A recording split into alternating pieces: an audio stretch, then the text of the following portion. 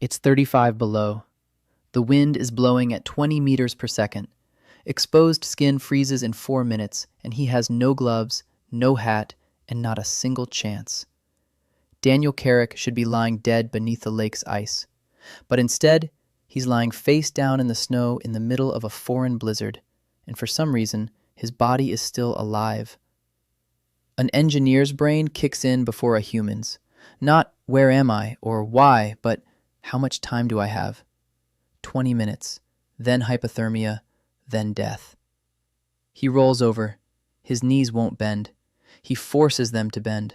The wind knocks him back into the snow. He digs his palms into the crust and crawls toward a protruding rock. He presses his back against it, curls into a ball. Think, don't panic. If something carried him here, it means he doesn't to die the very first minute, so there must be shelter somewhere. He opens his eyes wide and catches a dark spot through the blizzard. 600 meters away, something massive. A wall. He stands up. His legs buckle. He stands up again. He walks. Every step sinks knee-deep into the snow. He counts his steps so he doesn't pass out. At step 120, he falls. He gets up. At 210, he falls again. He gets up. The dark spot grows into a stone wall 10 meters high, covered in frost a palm's thickness. There's a gate, wooden, reinforced with iron. A gate. He pounds it with his fist. His fist feels no impact. He kicks it, shoulders it. He throws his whole body against it and slides down. The gate jiggles. A crack. Whose eyes in a fur hood? A scream in a foreign language. They grab him by the jacket and pull him inside. Daniel falls onto the stone floor and sinks into darkness. He wakes up from the heat. Not from warmth, but from heat. Smoke. Sour sweat. Urine. A low ceiling. Bunk beds along the walls. Thin people in rags are lying on them. One coughs incessantly. A quarantine barracks. Isolation for strangers. Logical. In a community on the brink of starvation, every newcomer is a threat. They dumped him closest to the stove, so they decided he was dying. They took pity on him. Or maybe they just didn't want to drag a corpse far. He sits down. His fingers are red and swollen, but they move. First-degree frostbite. Lucky. His feet are worse. His left pinky is blue and numb. Maybe it'll come back. Maybe not. He surveys the room with an engineer's eye and immediately sees the verdict. The hole in the ceiling for smoke is too small. Half the smoke stays inside. The bare stone walls draw the cold right in. The cracks in the floor are patched up crookedly. A draft blows in from under the door. This barracks loses 80% of its heat. People are burning wood to heat the street. Daniel closes his eyes. And then something strange happens. They're speaking a foreign language, but familiar words emerge through the foreign sounds. 1, then 2, as if the language is sewn somewhere deep inside his head and is slowly surfacing. Maybe it's part of the same mechanism that brought him here. It doesn't matter. By morning, he understands every third word. By the end of the third day, he speaks himself, with a monstrous accent, but he speaks. The old woman on the bunk next to him is named Betka, 60 years old, but looks 80. Toothless. She coughs so hard the bunks shake. And this is where the strangest thing begins. Every morning her face is gray with a bluish tinge around her lips. Every evening it turns pink and comes alive. The whole barracks is convinced she's dying of a fever and keeps their distance so they don't catch it. Daniel watches for 3 days, blue in the morning, a blush in the evening. And he makes a diagnosis. Not a disease, carbon monoxide. At night, the door is closed, the cracks are sealed, the stove smolders. Carbon monoxide is heavier than air and sinks downward, and Betka's bunk is the lowest, almost on the floor. She sleeps in a layer of poison. She's poisoned every night. Another week, and she won't wake up. Daniel waits for nightfall. He begs a guard for a knife, supposedly to cut bread. He crawls toward the door. He cuts a narrow slit at the bottom, then a second one at the top. He twists a tube out of old leather. He inserts it into the top slit. He leads it outside. Cold air enters from below and displaces the poison. The dirty air escapes upward through the tube. The simplest ventilation. Yes, it won't get a couple of degrees colder in the barracks, but at least people will stop poisoning themselves. He returns to his bunk and falls asleep. In the morning, Betka wakes up looking rosy. She sits up on her own. She stares at her hands in surprise. She asks for porridge. She eats a whole bowl. She asks for more. The others look at her as if she's been resurrected. After noon, a guard comes in. A young, broad-shouldered man with attentive eyes. He sees the holes in the door. His face darkens. He puts his hand on his baton and rains down threats. Damage to government property. Solitary confinement. Daniel doesn't back down. He looks him in the eye and speaks, choosing his words slowly. Light a candle. Put it on the floor. If it goes out, hit it. It'll stay lit. Listen. The guard falls silent. Something in that voice compels him to listen. Not fear, not a plea. The calm confidence of a man who knows what he's saying. The guard pulls out a stub, lights it, places it on the floor. The candle burns steadily. He stares at the flame, then at Daniel. Then he sits down on the floor and utters a single word. Speak. Daniel explains simply. Air is like water, only invisible. Clean air is light. Dirty air is heavy. Dirty air sinks down. People breathe in the dirty air and get sick. The hole at the bottom lets the clean air in. The hole at the top drives the dirty air away. That's all. The guard listens. Then he nods at Betka, an old woman. She isn't sick. Daniel shakes his head. She was gasping for air. Now she's breathing. The guard stands up. He says his name is Kale, and he leaves without touching his baton. The next day, Kale returns with a piece of dried meat.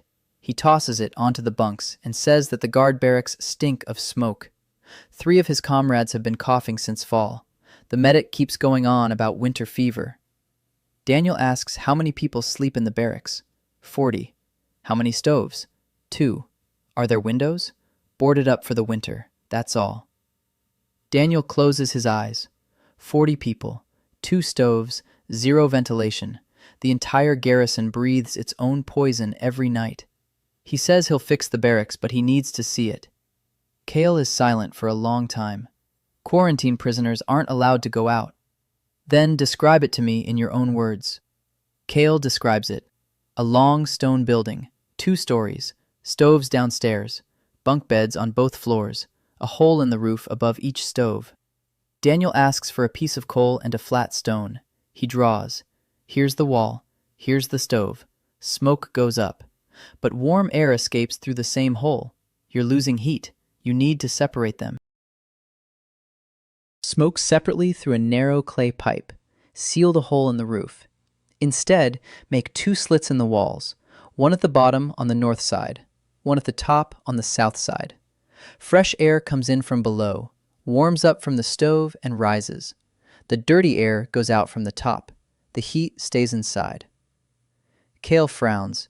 He doesn't understand why dirty air is heavy if you can't see it. Daniel thinks for a second. Breathe on your hand. It's warm. Now lean down toward the floor and breathe. It's cold. Warm at the top, cold at the bottom. If you seal the room, all the heaviest stuff will collect at the bottom. Smoke, breathing fumes. The people on the lower bunks will get sick first. Kale freezes. Then he says quietly that all 3 of the coughing men are sleeping downstairs. All 3. Daniel isn't gloating. He just holds out the stone with the drawing. Do it. You can mold a pipe out of clay in 2 days. You can punch the holes in an hour. 4 days later, Kale bursts into the barracks with burning eyes. He did everything just as in the drawing. No one coughed the first night. For the first time all winter. The foreman screams about witchcraft. Daniel almost smiles. Not witchcraft. A pipe. Kale sits down on the floor and stares at him for a long time. Then he says he wants to know who he is. Daniel tells the truth. Part of it. He's an engineer, a man who builds things. He came from far away, very far away. He knows how to keep people warm, how to keep the air clean, how to make food grow even in winter.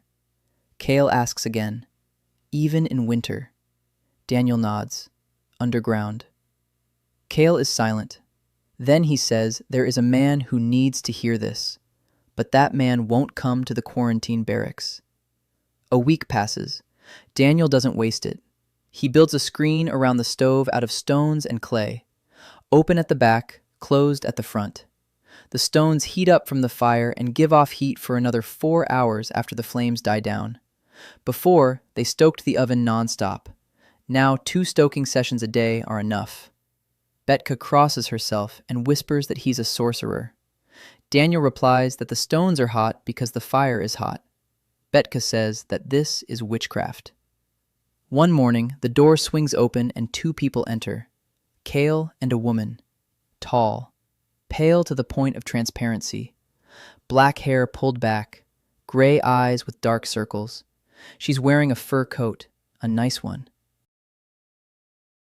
The first nice thing Daniel has seen in this world. Barak presses himself against the bunk. Someone whispers a word he already knows. The princess. Elvain Corvain, regent of the fortress, 26 years old. She has ruled since she was 17. She enters and surveys the barracks. A screen around the stove, a pipe in the door, cracks in the walls. Then she looks at Daniel. He stands by the bunk.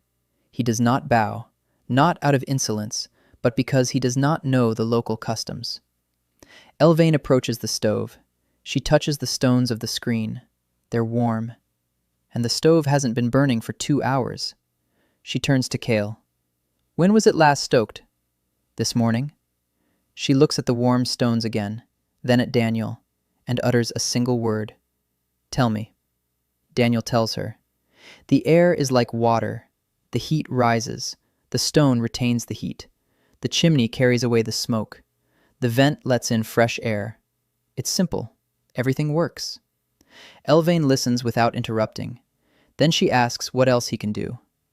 Daniel replies that he can build a stove that stays warm 6 times longer on the same amount of firewood. He can remove carbon monoxide from any house. He can grow food underground in the winter. The silence in the barracks rings out. Elvain's expression doesn't change. She is a good ruler. She shows neither surprise nor hope, because hope is a weakness, and weakness kills in Corvain. She asks what he needs. Daniel speaks. 1 house, in the lower city, the coldest and worst one, and permission to do whatever he wants with it. If in a month that house is warmer than any other while using the same amount of firewood, she'll know he isn't lying. If not, let him be sent back to the barracks or out into the cold. Elvain looks at him for 3 seconds. Then she turns and leaves. Kale lingers in the doorway. He looks at Daniel. He winks and follows after her. The morning of the second day began with cold. The fire had gone out during the night. The temperature in the room had dropped to -10. Daniel woke up because his jaw had clenched from shivering. He got up. His legs were stiff. He still couldn't feel his left little toe. He decided not to think about it. He went outside. A gray sky, ash-colored clouds, no sun. Daniel hadn't seen the sun since arriving in this world. The people of Corvain said they'd last seen its light 70 years ago. They called the sky the gray roof. 38 below, slightly warmer than yesterday. He walked through the lower city. He counted.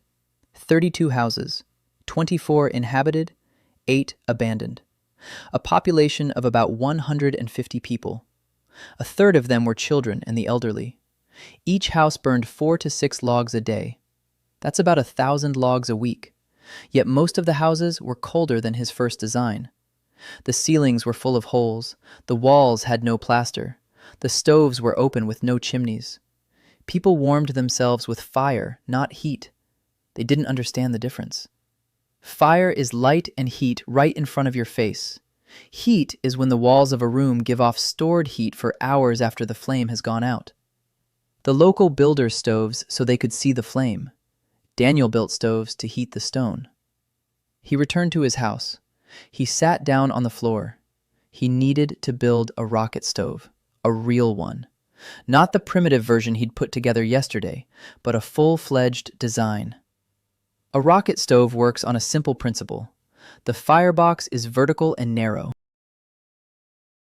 The wood burns vertically, not horizontally. Air is drawn in from below through the air intake. It passes through the combustion zone. The temperature in the combustion zone reaches 800 degrees instead of the usual 300. Combustion is nearly complete. There is minimal smoke. The hot gases do not go straight up, but through a long horizontal channel inside the bench or bed. They transfer heat to the stone. They exit through the chimney already cooled down. 3 logs in such a stove provide as much heat as 18 in a conventional one. Problem: clay is needed for construction, a lot of clay. You need stones of a certain size. You need tools. Daniel had none of these things. He left the house.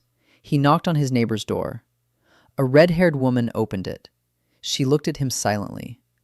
Daniel said his name was Daniel, that he lived next door, that he wanted to ask where in the fortress they got clay. The woman was silent for 5 seconds. Then she said there was clay in the Pottery Guild's warehouse in the middle city, that you had to pay for the clay. Daniel asked with what? The woman smiled. The first expression on her face other than indifference. Firewood. Food, labor, whatever you don't have. She told him her name, Pisra, and she closed the door. Daniel stood there thinking. He had no money, no firewood to trade, no food, nothing. The only thing he had was knowledge. But knowledge couldn't be traded for clay. Or maybe it could. He went back inside. He dismantled part of the stone wall behind the house, the same wall he'd used yesterday for the chimney stones. Behind the wall, he found soil, frozen solid, hard as concrete. But it wasn't stone. It was clay, reddish, dense. Corvain stood on a clay foundation. Beneath the layer of stone and earth was a layer of clay. Daniel began to dig with a knife, that same bread knife from the barracks. The frozen clay yielded slowly. He chipped it away in fist-sized chunks. By evening, he had a pile of clay the size of a barrel, frozen, unworkable. He carried the clay into the house, spread it around the stove, stoked the fire, and waited. The clay began to thaw. Daniel kneaded it with his hands, added snow for moisture, kneaded, rolled it out, shaped it. His hands were covered in cracks from the cold and the clay. The skin split on his knuckles, blood mixed with the red clay. He didn't stop. By nightfall, the first component of the rocket stove was ready, the combustion chamber. Rectangular, narrow, vertical. He left it to dry by the fire. The next day, he made the second component, a horizontal channel. Then the third, then the fourth. Every day he dug up clay, thawed it, shaped it, dried it. On the 5th day, Mira knocked on his door. She stood in the doorway and looked at the clay components laid out around the room. She asked what it was. Daniel said it was a kiln. Mira looked at the pieces of clay, then at the old stone stove. She said it didn't look like a stove. Daniel said it would look like one once he put it together. Mira asked why he needed a new stove if the old one worked. Daniel said the old stove burned 6 logs a night and didn't heat well. The new one would burn 1 log a night and heat well. Mira looked at him as if he were crazy. 1 log per night. Daniel nodded. Mira stood in the doorway for another 10 seconds. Then she asked if he could build one just like it at her house. She has 2 children. Her son, Tommen, 7 years old. He's been coughing since fall. Her daughter, Lyra, 5 years old. She sleeps in 3 layers of clothing and still shivers in the mornings. The firewood ration for a family of 4 is 4 logs a day. It's not enough. It's never enough. Every night she lies there and listens to the children shivering and makes a decision. Burn the last of it now, and there will be nothing left in the morning. Or stretch it out until morning and listen to their teeth chattering. Every night. Daniel looked at her weather-beaten hands, at the cracks on her fingers, at the dark circles under her eyes. He said, "Show me your house." Mira let him in. Her house was barely bigger than his. One room, stone walls, a wooden roof, an open hearth. The firewood burned right on the stones, with no firebox and no chimney. The smoke went up through a hole in the roof. The heat went up through the hole in the roof, along with the smoke. The children were sitting on a bench, a skinny boy with big eyes, a girl wrapped up so tightly that only her eyes were visible, her nose, red from the cold. Daniel sat down. He looked at the stove. He looked at the walls, at the roof. He estimated the volume, 25 cubic meters. Heat loss with this roof and these walls is about 12 kilowatts. The stove gives off 2 at most, a 6-fold difference. They were losing everything they burned. He told Mira he would build her a stove, but he needed help. He needed hands to dig up clay. He needed space by her stove to dry the components. And he needed her not to be scared when he took apart her old stove. Mira looked at him, then at the children. Then she said, "If he takes apart the stove and the new one doesn't work, her children would freeze." Daniel said he would first build a new one at his house. He would test it. If it worked, he would rebuild hers. If not, he would leave her kiln as it was. Mira nodded. For the next 10 days, Daniel built.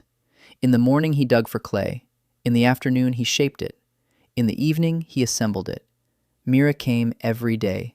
At first, she just watched. Then, she started helping. She kneaded the clay. She had strong hands, accustomed to work.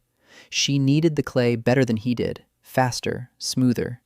He showed her how thick the walls needed to be. She understood right away. Tom Men came too. He sat in the corner. He watched. Once he asked why the pipe went sideways instead of up. Daniel explained. The hot smoke goes sideways through a long firebox. The firebox heats up. Then the smoke turns upward and exits through the pipe. But all the heat is already in the firebox. Tommen thought for a moment and said, "Just like a conflodes. A river flows across a field, and the field is wet. And when the river reaches the sea, there's less water in it." Daniel paused. He looked at the 7-year-old boy. Then he said, "Yes, that's exactly right. Just like a river." Mira stood nearby and smiled for the first time. On the 12th day, the rocket stove was assembled in Daniel's house. The design looked strange to the locals. A small vertical firebox, a 2-meter-long horizontal clay channel. Above the channel, a bench made of flat stones coated with clay, a chimney in the far corner. It led out through the wall rather than through the roof. Daniel placed a single log inside. He lit it. The fire behaved unusually. The flames didn't dance but roared downward and to the side. It sucked in air through the air intake with a greedy hum. The draft was powerful. The smoke traveled through the channel, past the bench, and out through the chimney into the street. 20 minutes later, the bench was warm. An hour later, it was hot. Daniel placed his hand on it. 40 degrees. Perfect. The stones would radiate this heat for 5 hours after the fire went out. One log burned for 3 hours and 20 minutes. When it burned out, the temperature in the room was 14 degrees. Outside, it was 39 below, a difference of 53 degrees from a single log. Mira was nearby. She stood there silently watching the thermometer. Daniel had drawn a thermometer on the wall, a primitive one, a cup of water on the bench. If the water doesn't freeze, it means it's above freezing.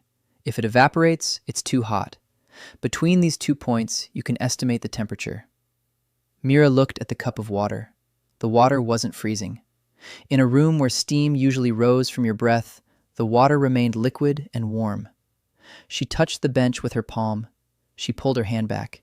It was hot. Then she placed both palms on it. She pressed them against it. She stood there like that. Daniel saw that she was crying, not loudly, just tears streaming down her weathered cheeks and dripping onto the hot clay. He said nothing.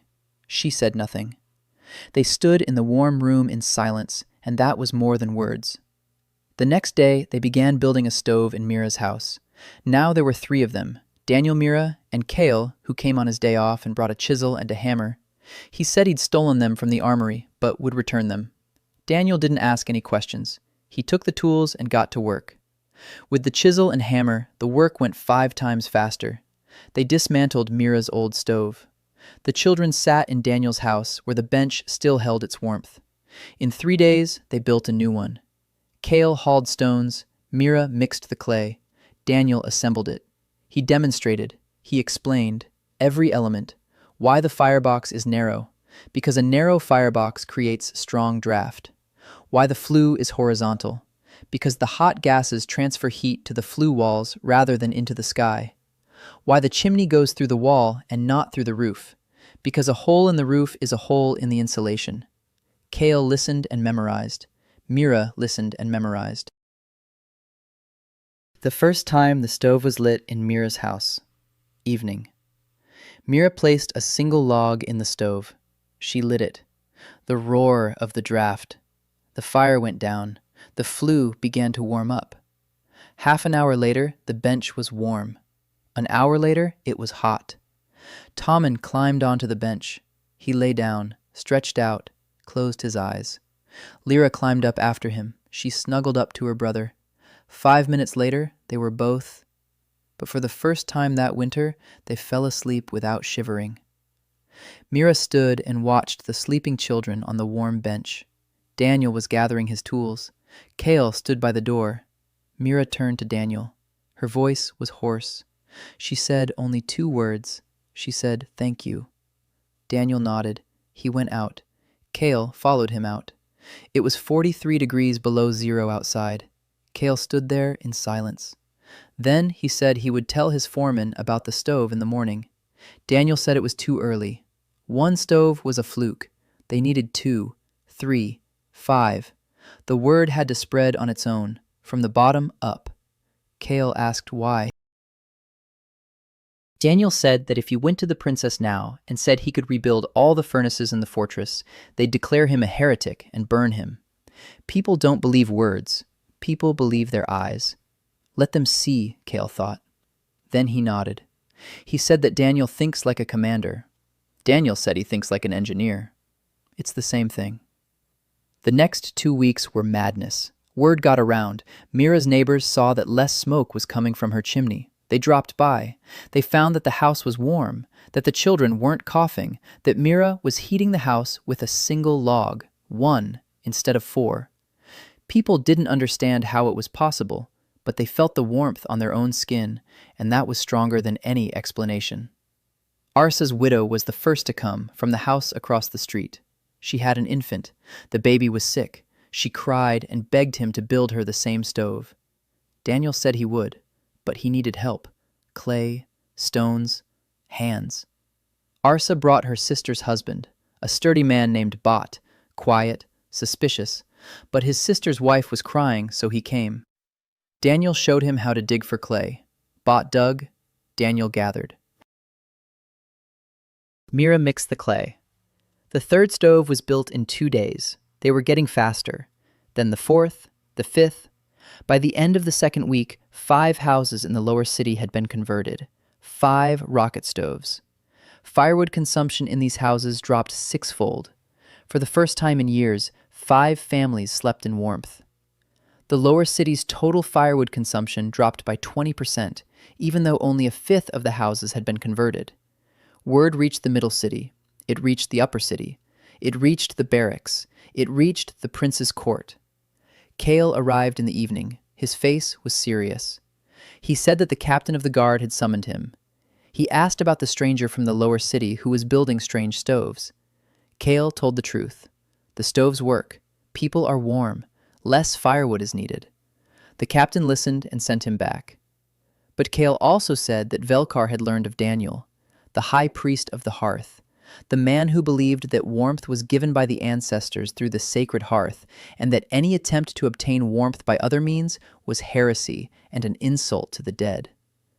Velkar sent 2 novices to the lower city. They went from house to house and looked at the stoves. They said nothing. They took notes. They left. Daniel listened to Kale. He asked what Velkar could do. Kale said that Velkar could declare him a heretic. He could demand a trial by the hearth. The court of the hearth is when the accused is locked up for the night in a room without a fire, and if he survives, it means his ancestors have forgiven him. No one had ever survived. Daniel was silent for a moment. Then he said he needed to see the princess, soon, before Velkar struck. Kale said he would try. 2 days later, Daniel was brought to Elvain again, not to the barracks, to a small hall in the princess's palace, a stone room, cold. A hearth was burning in the corner, a large one of the 3 remaining working Corvain hearths. It was the first time Daniel had seen a hearth up close, a metal cylinder a meter tall, dark, smooth, warm. It gave off a steady, constant heat, no fire, no smoke, no fuel, just heat, like from a central heating radiator. Daniel froze for a second. He looked at the cylinder. The surface wasn't scorching hot, 60 degrees at most. The heat output looked like 5 or 6 kilowatts, constant, stable.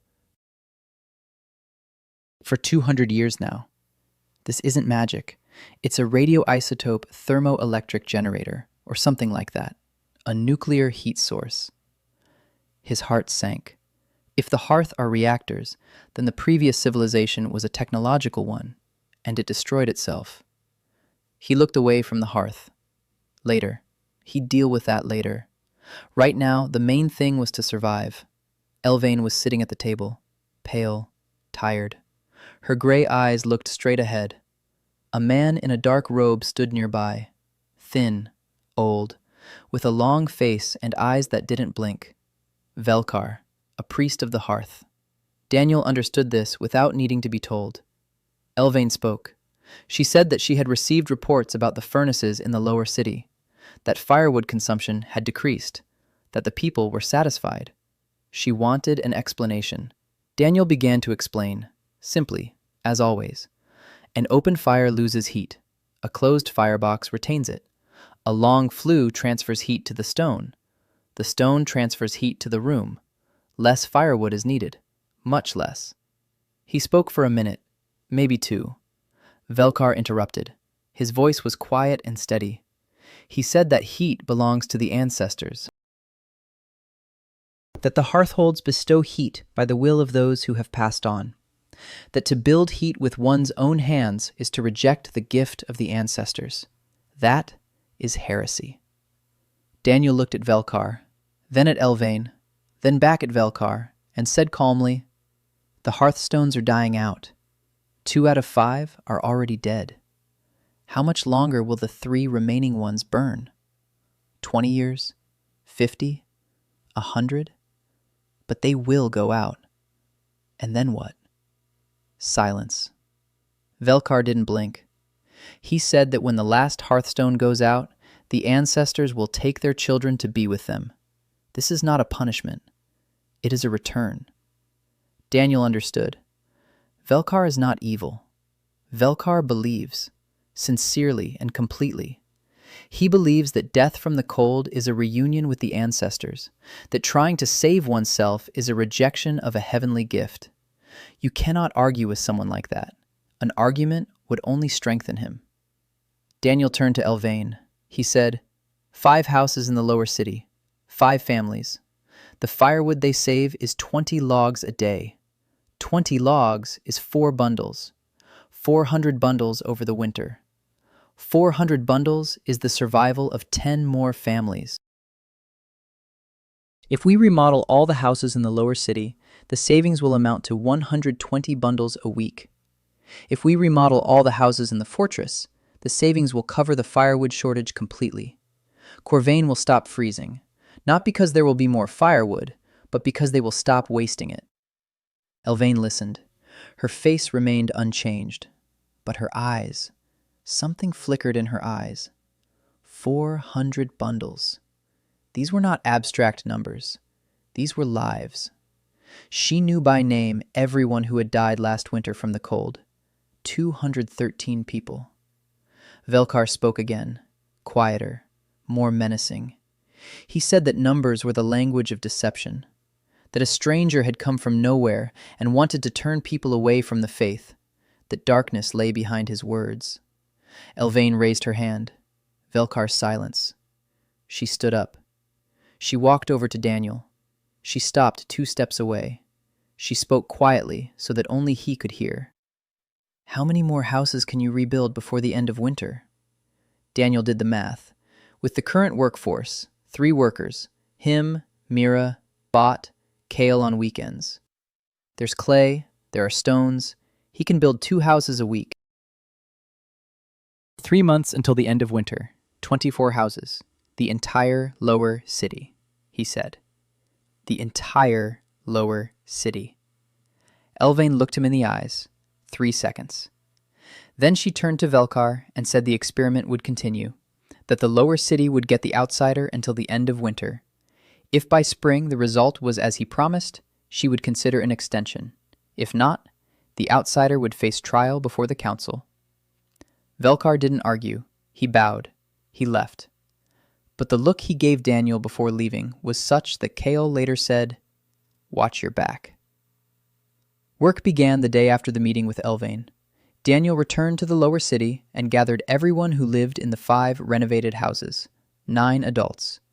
He stood in the middle of the street in 37-degree cold and spoke. He needed people, hands, backs. He could teach everyone how to build a stove. It wasn't difficult. Everyone knew how to dig for clay. Everyone knows how to haul stones. Everyone knows how to mix the clay. He just needs to show them once. After that, they'll manage on their own.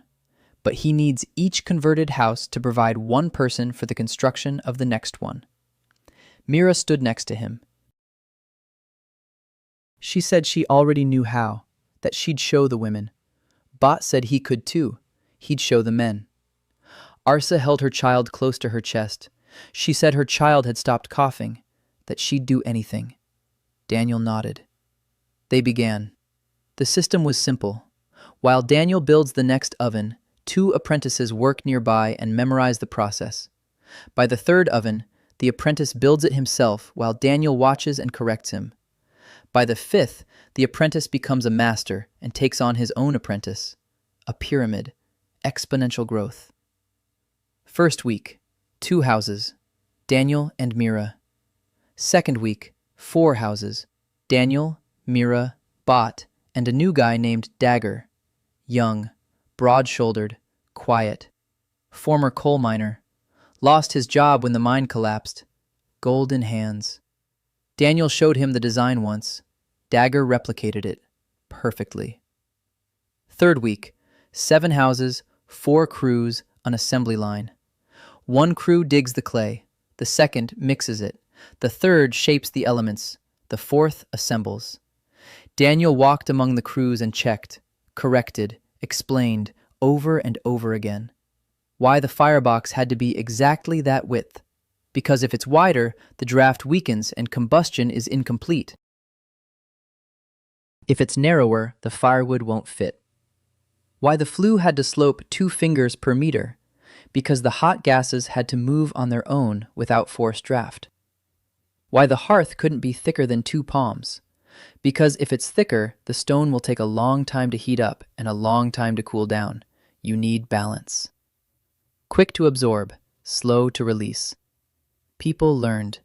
Not everyone was the same. Bot built them roughly but solidly. His stoves stood like fortresses. Mira worked neatly and precisely. Her furnaces were beautiful. Dagger worked quickly and silently. His furnaces worked better than anyone else's because he intuitively sensed the draft. Daniel noticed this and began assigning him the more complex houses, with crooked walls, with low ceilings, with 2 rooms. Dagger managed. By the 4th week, Daniel had stopped building himself. He only designed and inspected. 4 crews worked without him. He would come in the morning, look, speak, move this a finger's width to the left. Move this over. Replace this. Reseal this joint. He'd move on to the next crew. He spent the time he'd freed up on other things, on walls and roofs. The stove solved the heating problem. But heat loss through the walls and roofs remained enormous. Snow on the roof helped, but it was a temporary solution. In the spring, the snow would melt and the roof would become a hole again. We need insulation, real insulation. Daniel recalled everything he knew. Sphagnum moss, thermal conductivity of 0.4 watts per meter per Kelvin, 12 times better than snow. Doesn't burn, doesn't rot. Antiseptic. In his old world, sphagnum had been used to insulate Finnish homes as far back as the 19th century. Problem: where to find moss in a frozen world? He asked Mira. Mira said that frost moss grows on the stones inside the fortress, in the crevices, on the walls. There's plenty of it, but no one collects it. It's considered a useless weed. Daniel went outside. He looked at the walls of the houses, green patches in the crevices between the stones. Frost moss, the local equivalent of sphagnum, adapted to the cold, growing in sub-zero temperatures. He plucked a piece, squeezed it in his hand, soft, springy, fibrous, perfect.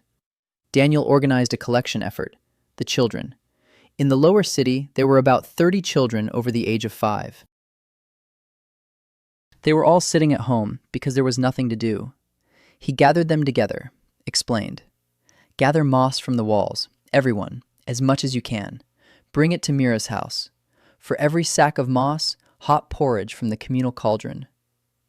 The children scattered across the fortress like ants. By the evening of the first day, there were 20 sacks of moss at Mira's. By the end of the third day, 100. Daniel showed them how to insulate. Moss was stuffed into the cracks between the stones of the walls. Moss was packed under the roof boards. It was packed into the space between the inner and outer walls where such a space existed. Where there was none, they built a false wall. 2 rows of poles placed a hand's breadth from the stone wall. A hide was stretched between the poles. The space between the hide and the wall was stuffed with moss. Primitive but effective insulation. Heat loss was cut in half. In a house with a rocket stove and moss insulation, the temperature stayed at 15 degrees Celsius with just 1 log a day. 15 degrees. In a world where it was minus 40 outside. People took off their outer clothes inside their homes. For the first time in years, small children walked around the house barefoot. Mothers cried, looking at their children's bare feet, because bare feet were a reminder of a summer that none of the living had seen. Rumors spread. The lower city was changing before our eyes. Less cars.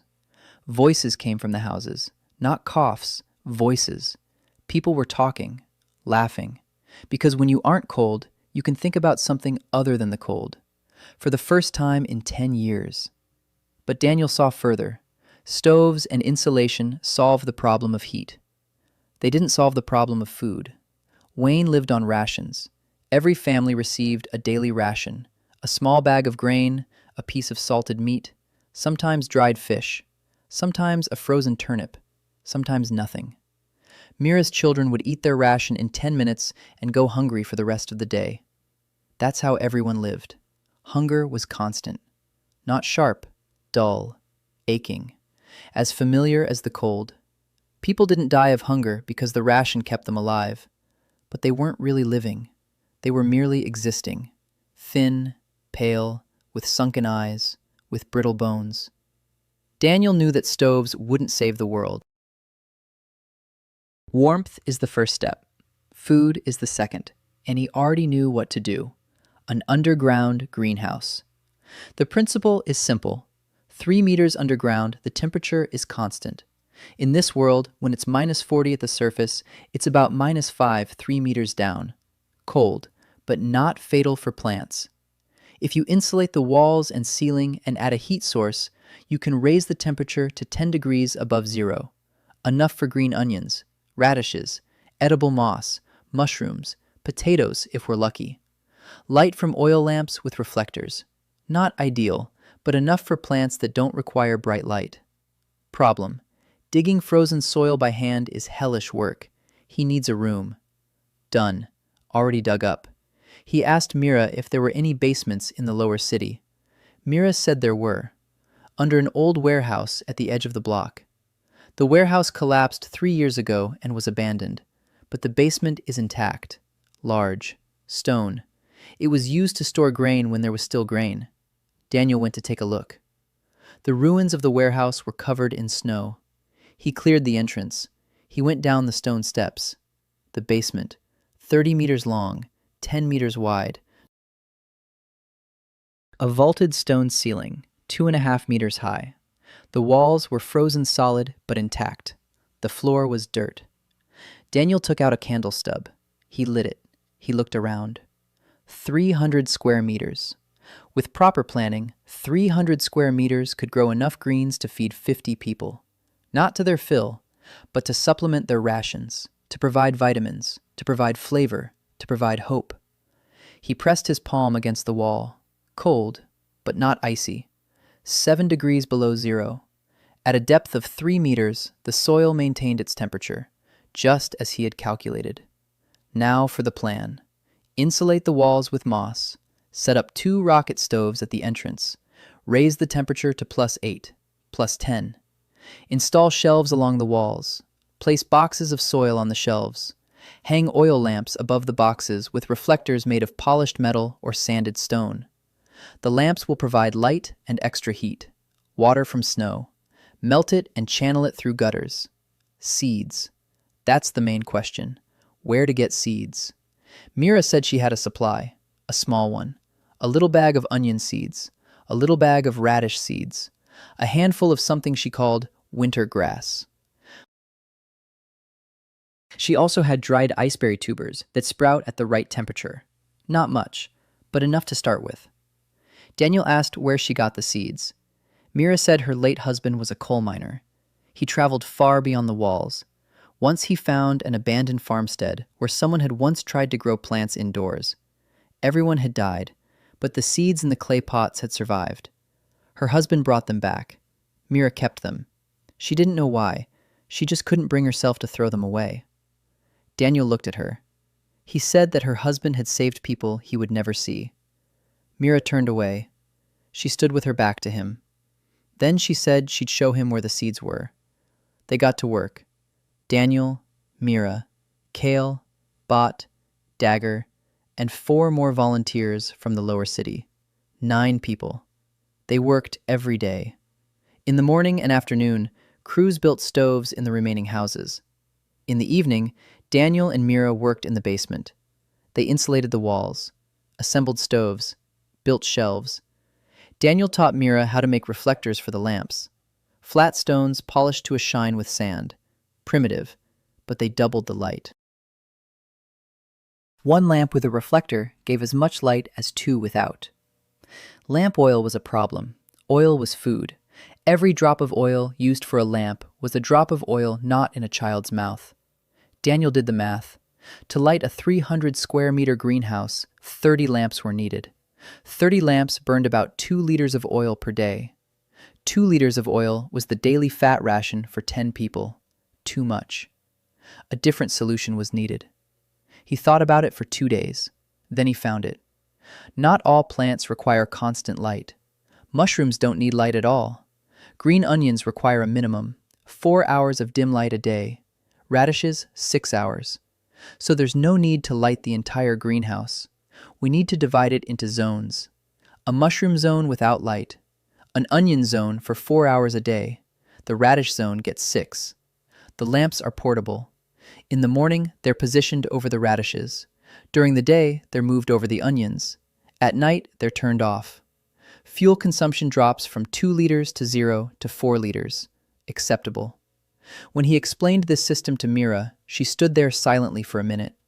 Then she said he didn't think like a human. Daniel asked, "How so?" Mira said, "Like clockwork. Every little detail in the right place." Daniel almost smiled. He said that in his world, it's called systems thinking. Mira said that in her world, it's called a miracle. They planted the first boxes a month after starting work. The soil was from the basement. Loose, clayey, not ideal. Daniel added ash from the stoves to it, chopped moss, food scraps, food scraps that had rotted over the winter in the garbage pit behind the wall, compost, primitive, smelly, but it worked. Mira soaked the onion seeds in warm water for a day. Then she planted them in the boxes, in rows, neatly. Her hands didn't tremble. She did it with the expression of someone performing a sacred ritual. Daniel stood nearby, watching, thinking that in 3 weeks, if all went right, there would be green onions here. In a world where green onions hadn't been seen in years, maybe decades. Mushrooms were easier. Mira knew the local variety, the cellar mushroom. It grew on rotten wood, edible, nutritious. All she needed was raw wood and warmth. Daniel set up a separate small stove in the mushroom area. It maintained a temperature of +12. The humidity was high, perfect for mushrooms. Mira brought pieces of old wood from the ruins of the warehouse. She planted the mycelium, covered it with a wet rag. A week later, the first white threads appeared. Mira called Daniel. He went down to the basement. She was kneeling in front of the box, pointing at the thin threads in the cracks of the wood. Mycelium, alive, growing. In the basement, while it was 40 degrees below zero upstairs. Daniel crouched down beside her. He looked. Then he looked at Mira. Her face. He would never forget it. She was looking at the mycelium, and her face bore an expression he had only seen on mothers looking at a newborn. Something alive, something growing, in the midst of a dead world. He placed his hand on her shoulder. She didn't pull away.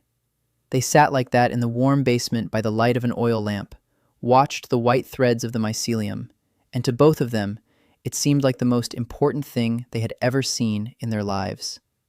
The green onions sprouted on the 21st day. Thin, pale shoots broke through the soil in the dim light of the oil lamps. Daniel went down to the basement in the morning and saw them. 8 boxes, 20 or 30 sprouts in each, pale green, frail, reaching toward the light, alive. He stood and watched for a minute. Then he sat down on the floor. Then he lay on his back and closed his eyes. 21 days, in minimal light, in soil made of clay, ash, and garbage, at a temperature of 9 degrees. They survived. If the onions survived, then the radishes will survive too, and the winter grass, and the potatoes when he finds the tubers. Mira came an hour later. She saw the sprouts. She dropped to her knees. She touched one with her finger, gently, as if it were a child.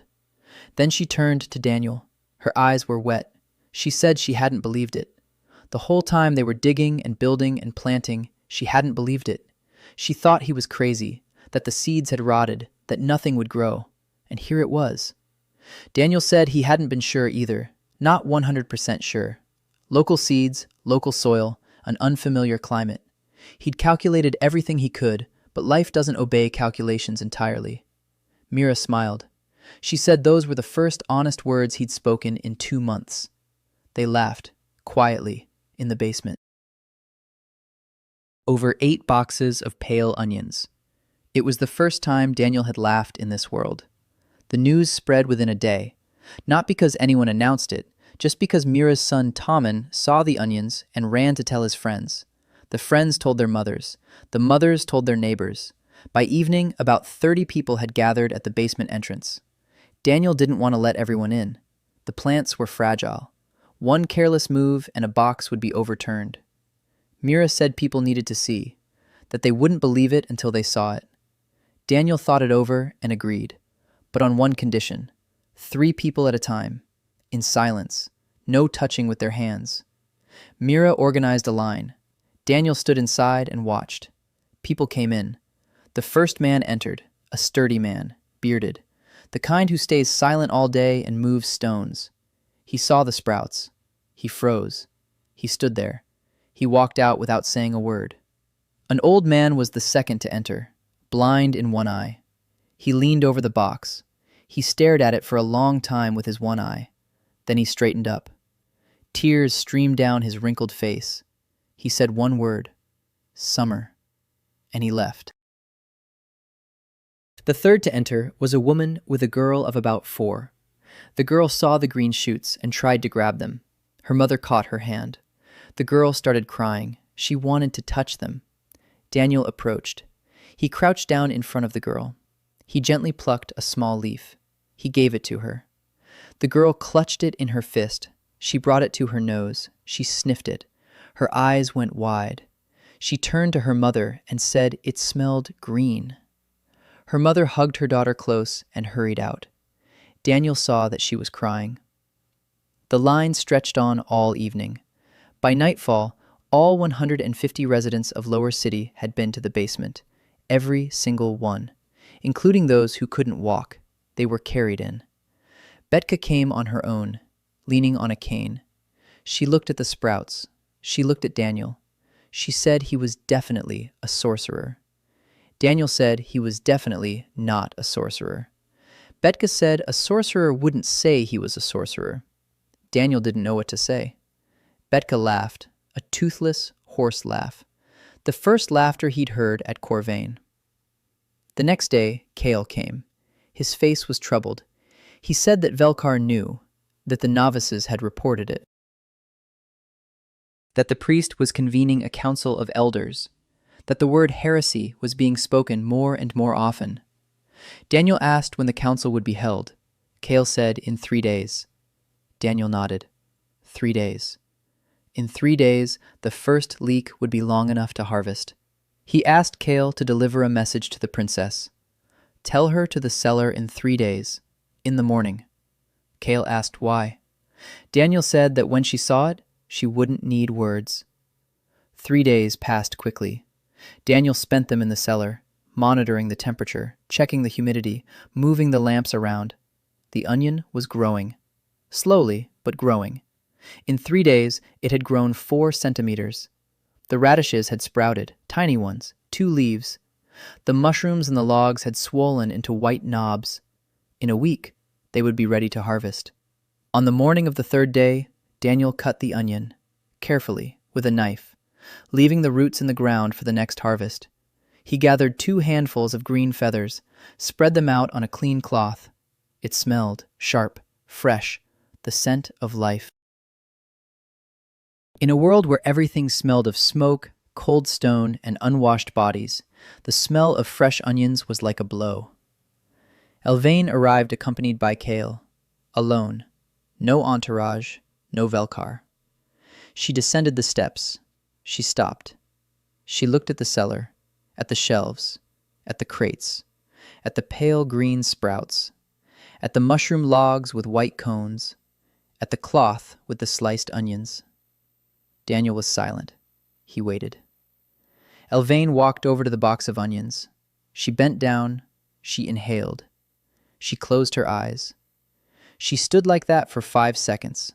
10. Then she straightened up. Her face was impassive, her eyes dry. She was a good leader. She showed no weakness.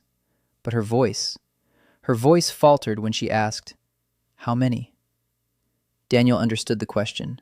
Not how many onions, how many people could be fed. He said, "Right now, there are 300 square meters here.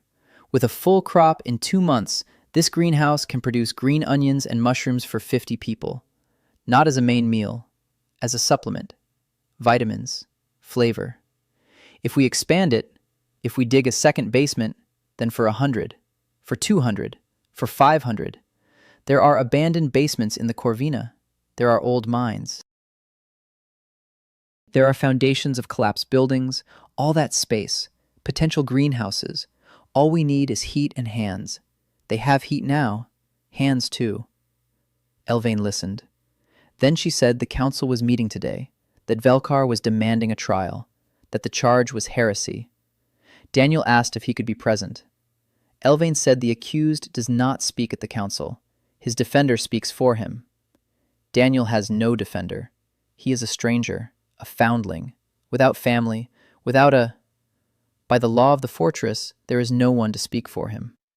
Daniel was silent. Then he said, "What if there is evidence that speaks for itself?" Elvain looked at him, at the onion on the rag, at the sprouts in the boxes, at the mushrooms. Then a shadow of a smile, fleeting, almost imperceptible. She took the rag with the onion, said she would take it, climbed the steps, left. The council gathered in the great hall. Daniel learned of this from Kale. 12 elders, the princess, the Velkar, the captain of the guard, the commander of the hunters, the head of the charcoal burners guild, the head of the stonemasons guild. Daniel was not allowed in. He sat in his house and waited. Mira sat beside him. She was silent. Kale had gone to the palace. He said he would wait at the door. Daniel sat and thought. If the council decided he was a heretic, they would execute him, or drive him out into the cold, which was the same thing. The stoves would remain. People had learned to build them themselves. That won't die out. But the greenhouse needs his care, his knowledge. Without him, it will last a month, maybe 2. And then the soil will run out. The lamps will get clogged with soot. The ventilation will get clogged. And everything will go back to the way it was. Mira seemed to read his thoughts. She said that if they banished him, she would go with him. Daniel turned to her. He said she had children. Mira said the children would go too. Daniel said they would die in the cold. Mira said that without him, they would die anyway, just more slowly. He looked at her face, calm, determined. She wasn't saying it to sound good. She was saying it because she believed it, because she saw that he could give her children a future, and she was ready to risk everything. Daniel said he wouldn't go anywhere, that they would find a way. Mira nodded. They waited 3 hours. Then Kale arrived. Daniel saw his face and couldn't understand. Kale sat down. He exhaled. He began to speak. Velkar spoke first, at length, eloquently, about the sanctity of the hearth, about the ancestors, about heresy, about how the stranger creates false warmth and false food to turn people away from the true path. The elders listened. Many nodded. The head of the Charcoal Burners Guild backed him up. He said that if every household used 6 times less firewood, the charcoal burners would go bankrupt, that his people would be left without work, that it was a blow to the order. Then Elvain stood up. Silently, she placed a cloth with green onions on the council table. She unfolded it. The hall fell silent. The 12 elders stared at the bundle of pale green onion feathers. In a hall where people ate salted meat, crackers, and frozen turnips, a fresh green plant lay on the table, grown in winter, underground, in a fortress that hadn't seen fresh greens in years. Elvain spoke a single sentence. This man grew this in the cellar in 3 weeks. Silence. Velkar was about to speak. Elvain raised her hand. She said, "Who among you last ate fresh greens? Let them stand up." No one stood up, because no one remembered. She took an onion feather, broke it in half. The scent spread through the hall. She said, "This is what this man can give Corvain. Heat without extra firewood, food without fields. If the council wants to drive him out, let the council first find someone else who can do this." The silence was long. Then the commander of the hunters spoke, an old man, lean. He said that his men return empty-handed from 3 out of every 5 hunts, that the beast has gone, that by spring the meat supplies will run out, that if a stranger can grow food underground, then let him grow it. A hunter isn't ashamed to accept help. It's shameful to watch children die. 3 more elders agreed. The head of the stonemasons said his men had already seen the ovens in the lower city, that the design was sound, that the stone served its purpose well. He saw no heresy in stone warming people. Vote. 7 in favor of keeping Daniel, 4 against. 1 abstained. Velkar did not vote. A priest has no vote in the secular council, only a voice. His voice was outvoted. Kale finished his story. Daniel sat in silence. Then he exhaled, long and deep. Mira beside him exhaled too. Kale said this wasn't the end, that Velkar had lost the council but hadn't lost the temple, that the priest had his own people, his own novices, his own believers, that he would wait for the moment, any failure, any mistake, any death that could be linked to Daniel, and Velkar would strike. Daniel nodded. He knew. He had always known it would be this way. Velkar was not an enemy who could be defeated once and for all. Velkar was constant pressure, like frost, like hunger, like the wind. You had to live with it, work, build, despite it all. He stood up, said that in the morning they would start expanding the greenhouse. We need a second cellar, and a third, and we need to find potato seeds. Mira said that potatoes had long since died out. Daniel said that potatoes don't die out. Tubers can be stored in frozen soil for decades and remain alive. Somewhere in Corvain, there's a cellar or a hiding place or an abandoned storeroom. Somewhere, there are frozen tubers waiting for warmth. We need to look for them. Mira looked at him. She said he was crazy. Then she said she'd show him the old storerooms in the foundation of the fortress wall. Her husband had told her about them. No one goes there because of the collapses and the rats. Daniel said rats were fine. Rats meant warmth. Rats don't live where it's too cold. If there are rats in the old storerooms, that means the temperature is above freezing. And if it's above freezing, maybe there's something alive in the ground. Mira shook her head. She said normal people are afraid of rats, but this one is happy. Kale laughed. It was the first time Daniel had heard him laugh. Rough, low, a good laugh. The three of them sat in the warm house by the light of a dying lamp. Outside the walls, it was 44 below and the wind was howling. But here it was warm. Here, onions grow in the basement. Here, a man laughs. And Daniel thought that this was victory. Not the council's vote, not the princess's permission, but this. 3 people in a warm house laughing at rats and making plans for tomorrow. The old storerooms were deep underground, beneath the foundation of Corvain's eastern wall. The entrance was blocked by the rubble of a collapsed arch. Mira brought Daniel and Kale there early in the morning. The air down there was different, not freezing, heavy, damp, musty, but not cold. Daniel held a candle up to the wall. The stones were wet. Condensation. If there's condensation on the stones, that means the wall's temperature is above the dew point. So it's above freezing here. Maybe 2 degrees, maybe 3, but above freezing. He smiled in the darkness. Kale was clearing the rubble. The stones were heavy. He was moving them by himself. Mira held the candle. An hour later, the passage was cleared. Narrow. You couldn't walk shoulder to shoulder. Daniel squeezed through first. The ceiling was low. He had to duck. Then the corridor widened, and a space opened up. Huge. Daniel raised the candle. The light didn't reach the far walls. A hall, a stone vault, pillars, an earthen floor. The air was warm, relatively warm, 4 or 5 degrees above freezing, 8 meters deep beneath the fortress. Rows of stone boxes lined the walls, dozens, maybe hundreds, stone lids, sealed with something like resin, a storeroom, ancient. Daniel walked over to the nearest box. The resin had cracked with age. He pried the lid open with a knife, slid it aside. Inside lay a piece of cloth, coarse, oily. He unfolded it.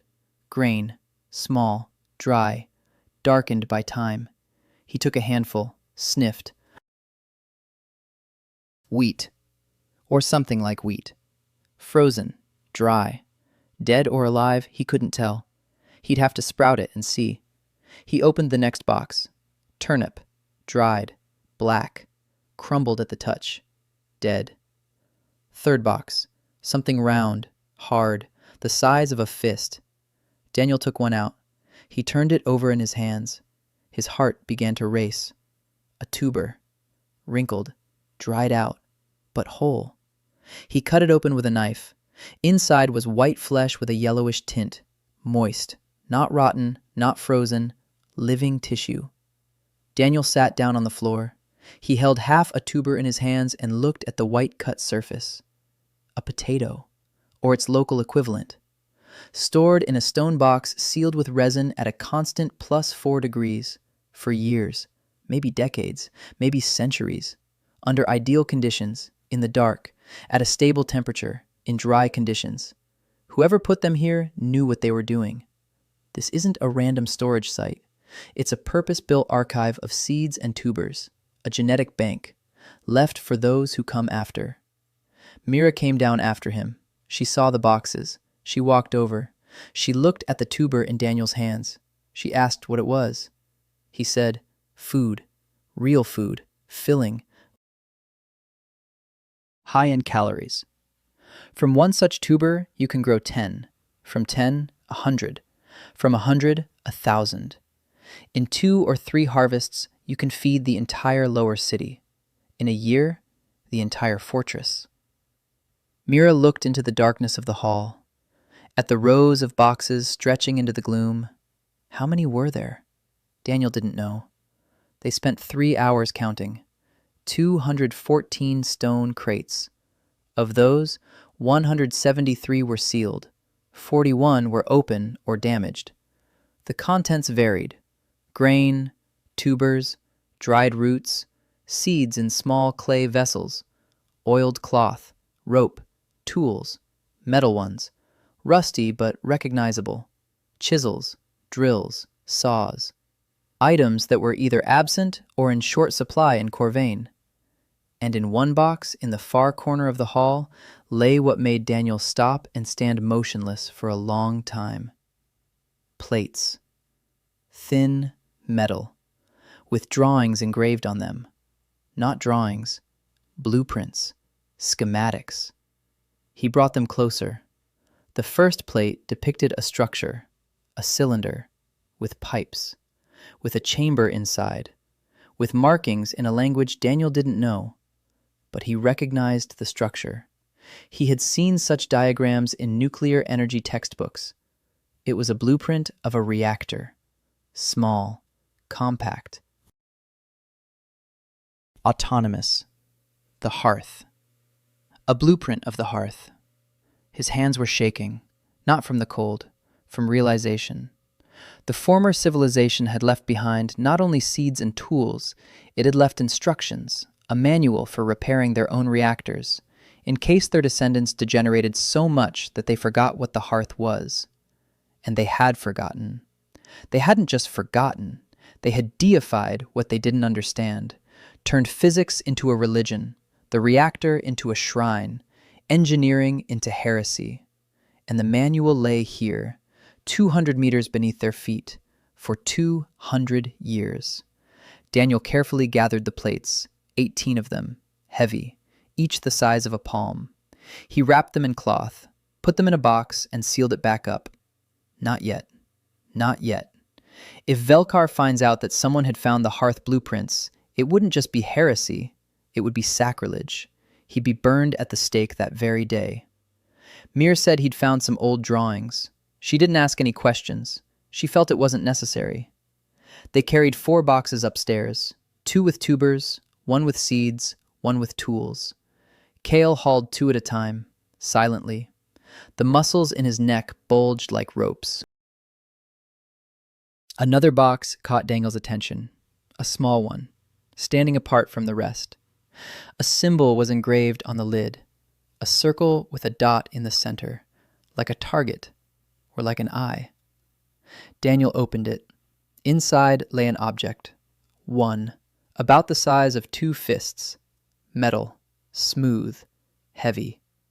On one side, a panel with buttons, or with what used to be buttons once were buttons, worn away, indistinguishable. Daniel turned it over in his hands. A device, some kind of device. He didn't know what kind. He couldn't tell by its appearance. Maybe a measuring device, maybe a communication device, maybe something else entirely. But it was technology.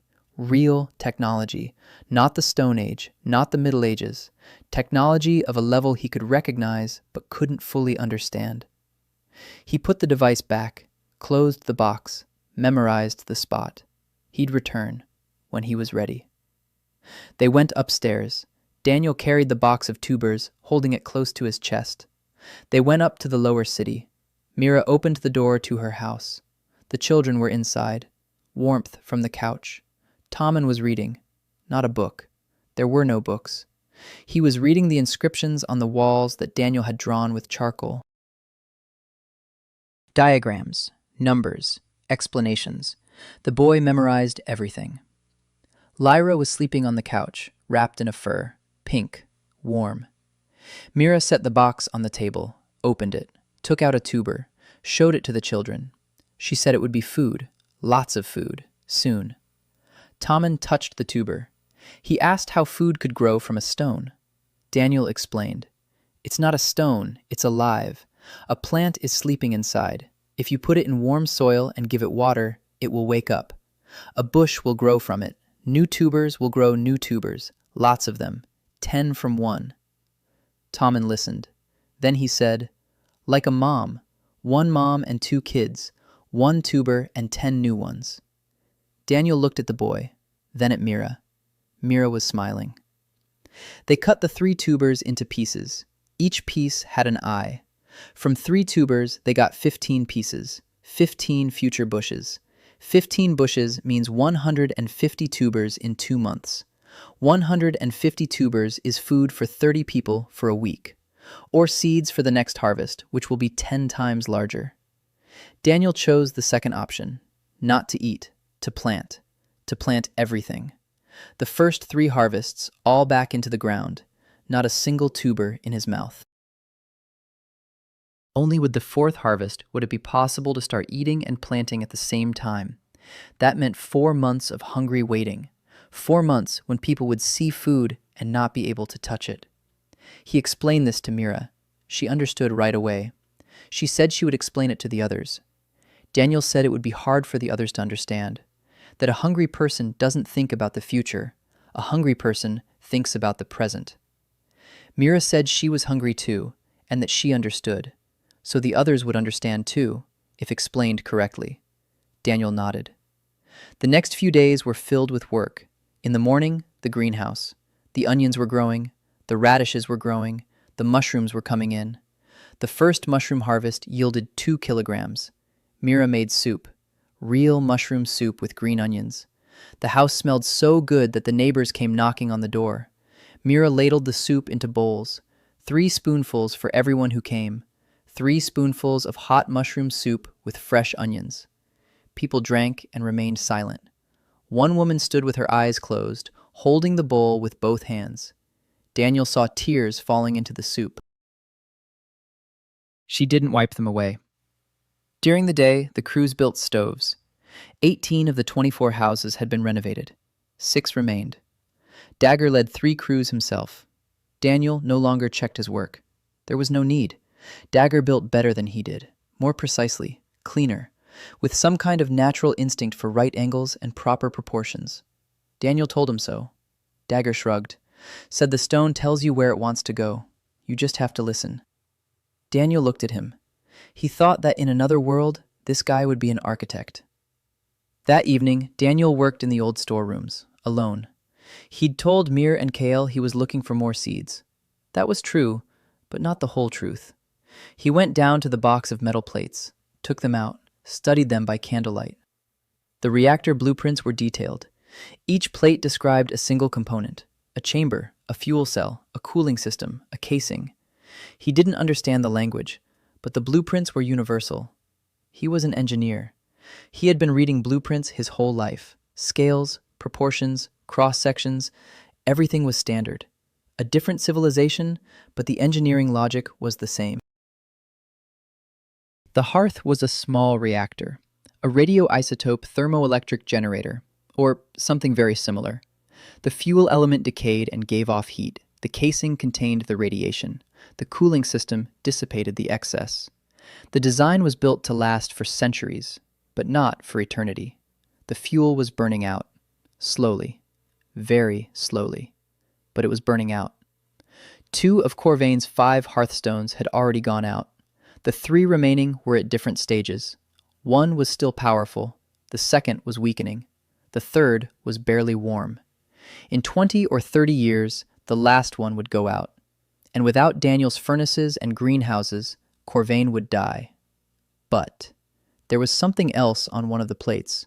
Not a reactor, another diagram, a more complex one.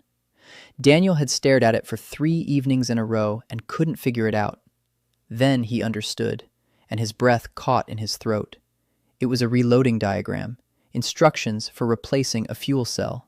The hearths could be recharged, not with magic, not with prayer, physically. Replace the spent cell with a new one. If only he had a new cell, which he didn't have, which might not exist anywhere in Hymar. But the instructions existed, so the cells existed, somewhere, at 7 minutes, maybe even now, in some other storage facility, in some other fortress, or in the ruins of a former civilization under the snow on the surface. Daniel put the plate back. His hands weren't shaking. He was calm. He was thinking. He wasn't panicking. He was thinking. One problem at a time. First the stoves, then the greenhouses, then the potatoes, then the underground city, then the hearth. Each task required the previous one to be solved. You can't fix the reactor if people are dying of hunger. You can't search for fuel cells if there are no people or resources for an expedition. A system, step by step. He went upstairs. It was night. The frost was crackling. -48, the coldest night since his arrival. He walked down the empty street of the lower city. Thin smoke drifted from the chimneys of the new stoves. No draft came from under the doors insulated with moss. Not a single house was dark. Lights were burning in all of them. Small, dim oil lamps, but they were lit. Before, people went to bed when it got dark because burning oil for light was a luxury. Now that firewood was being conserved, the oil that had been freed up went into the lamps. A side effect, unforeseen. Daniel hadn't planned for it, but there it was. Light in the windows. People weren't sleeping. They were sitting in warm houses by the light and living. Not just surviving, living. Someone was mending clothes. Someone was cutting wood. Someone was telling a story to the children. Sounds came through the walls. Voices, laughter, children's laughter, at -48 degrees. Daniel stopped. He stood in the middle of the street. He listened. The storm howled all around him. Icy sleet lashed his face, and from the houses on both sides of the narrow street came light and the sounds of life. He stood there and thought about the plates in the basement, about the reactor, about the former civilization, about how they had built a world and destroyed it, about how Hymar was no accident. It was a consequence of someone's mistake, of someone's pride, someone's decision. And here are their descendants, sitting in stone cages, burning firewood, eating salted meat, praying to reactors as if they were gods, and slowly dying out. Not because they're stupid, not because they're weak, because knowledge was lost, because no one wrote it down, didn't pass it on, didn't teach it, didn't build a system. One genius leaves and everything collapses. One fire and the library burns down. One war and the workshops turn to ruins. Daniel knew he must not repeat this mistake. Everything he does must remain after him, not in his head, in the heads of 10 people, hundreds, thousands. Every furnace Dagger builds is knowledge that won't die with Daniel. Every box of onions Mira plants is a skill that won't disappear. But that wasn't enough. A system was needed. A guild, a school, a place where people could learn to build furnaces, grow food, and read blueprints. In the morning, Daniel went to Elvain. Not through Kale, directly. He made his way up from the lower city through the middle city to the gates of the princely court. The guards at the gates knew him by sight. One nodded, the other looked away. They didn't know how to treat him, a stranger, a man of no lineage. But the princess received him. It threw their understanding of things into disarray. Daniel said he needed to see the princess. The guard went inside. He returned 10 minutes later. He led him in. A small hall, a hearth in the corner, a warm, smooth cylinder. Daniel tried not to look at it. Now that he knew what was inside, it was like looking at a time bomb. Not a bomb, a dying heart. Elvine sat at the table. Scrolls lay before her, reports, numbers, firewood consumption, grain reserves, winter losses. She looked up. Gray eyes. The dark circles beneath them had deepened since their last meeting. Daniel sat down across from her, without being invited. Elvine didn't object. He began to speak, Not about the stoves, not about the onions, about Corvain, about how the fortress was dying, slowly, inevitable. That the stoves and greenhouses are just a palliative. They slow the agony, but don't stop it. That the real problem isn't the cold or the hunger. The real problem is that Corvain lives on the surface. People build houses out of stone and try to keep the heat inside stone boxes. It's a war that can't be won. 40 below outside, 50 below in winter. Stone freezes right through. Wood cracks. Firs don't hold up. Moss helps, but not enough. Every day is a battle against physics, and physics wins. Elvine listened in silence. Her face was impassive, but her eyes were attentive. Daniel continued. There is another way. Down. Underground. At a depth of 8 meters, the temperature in Haimar is constant. +4, +5, all year round. No need to fight the cold. You just have to get away from it. Dig. Expand the basements. Connect them with corridors. Build levels. The first level is residential. The second is agricultural. The third is technical. Workshops, warehouses, water collection. There is water at depth. Underground streams, condensation, meltwater from the surface that seeps through the soil and collects in cavities. He saw wet walls in the old storerooms. That's water. Free. Constant. You just need to channel it. A gutter, a canal, a reservoir. Rocket stoves for additional heat. Ventilation through vertical shafts with natural draft. Warm air rises. Cold air is drawn in from below. A closed system. Self-sustaining. No constant monitoring needed. Physics takes care of it. He spoke for 20 minutes, without stopping. Elvine didn't interrupt him once. When he finished, the room was silent. Then Elvine stood up. She walked over to the wall. There hung a map of Corvain, an old one, drawn on leather. The fortress from above. Walls, districts, towers, she said. Show me. Daniel walked over. He took a piece of charcoal from the table. He began drawing directly on the wall next to the map, a cross-section of Corvain, the surface, the first underground level, 3 meters below ground, living quarters, corridors, common rooms. The second level, 6 meters below ground, greenhouses, mushroom farms, water collection. Third level, 10 meters below ground, workshops, warehouses, utility rooms, vertical ventilation shafts, stairs, ramps, drainage channels for water runoff, rocket stoves on every level, not for heating, for cooking and heating water. The earth provides the main heat. Elvane looked at the drawing. For a long time. Then she asked, How many people? Daniel said, 300 in the first phase, the entire lower city. Relocate people underground, clear out the surface houses, use their stone to reinforce the underground vaults. In the second phase, 1,000. In the third, the entire fortress, all 8,000, Elvane said. How long? Daniel said. The first level for 300 people takes 2 months. If there are 50 workers, every day, a full shift, Elvane said. 50 workers means 50 mouths that aren't hunting or standing guard. Where will we find them? Daniel said.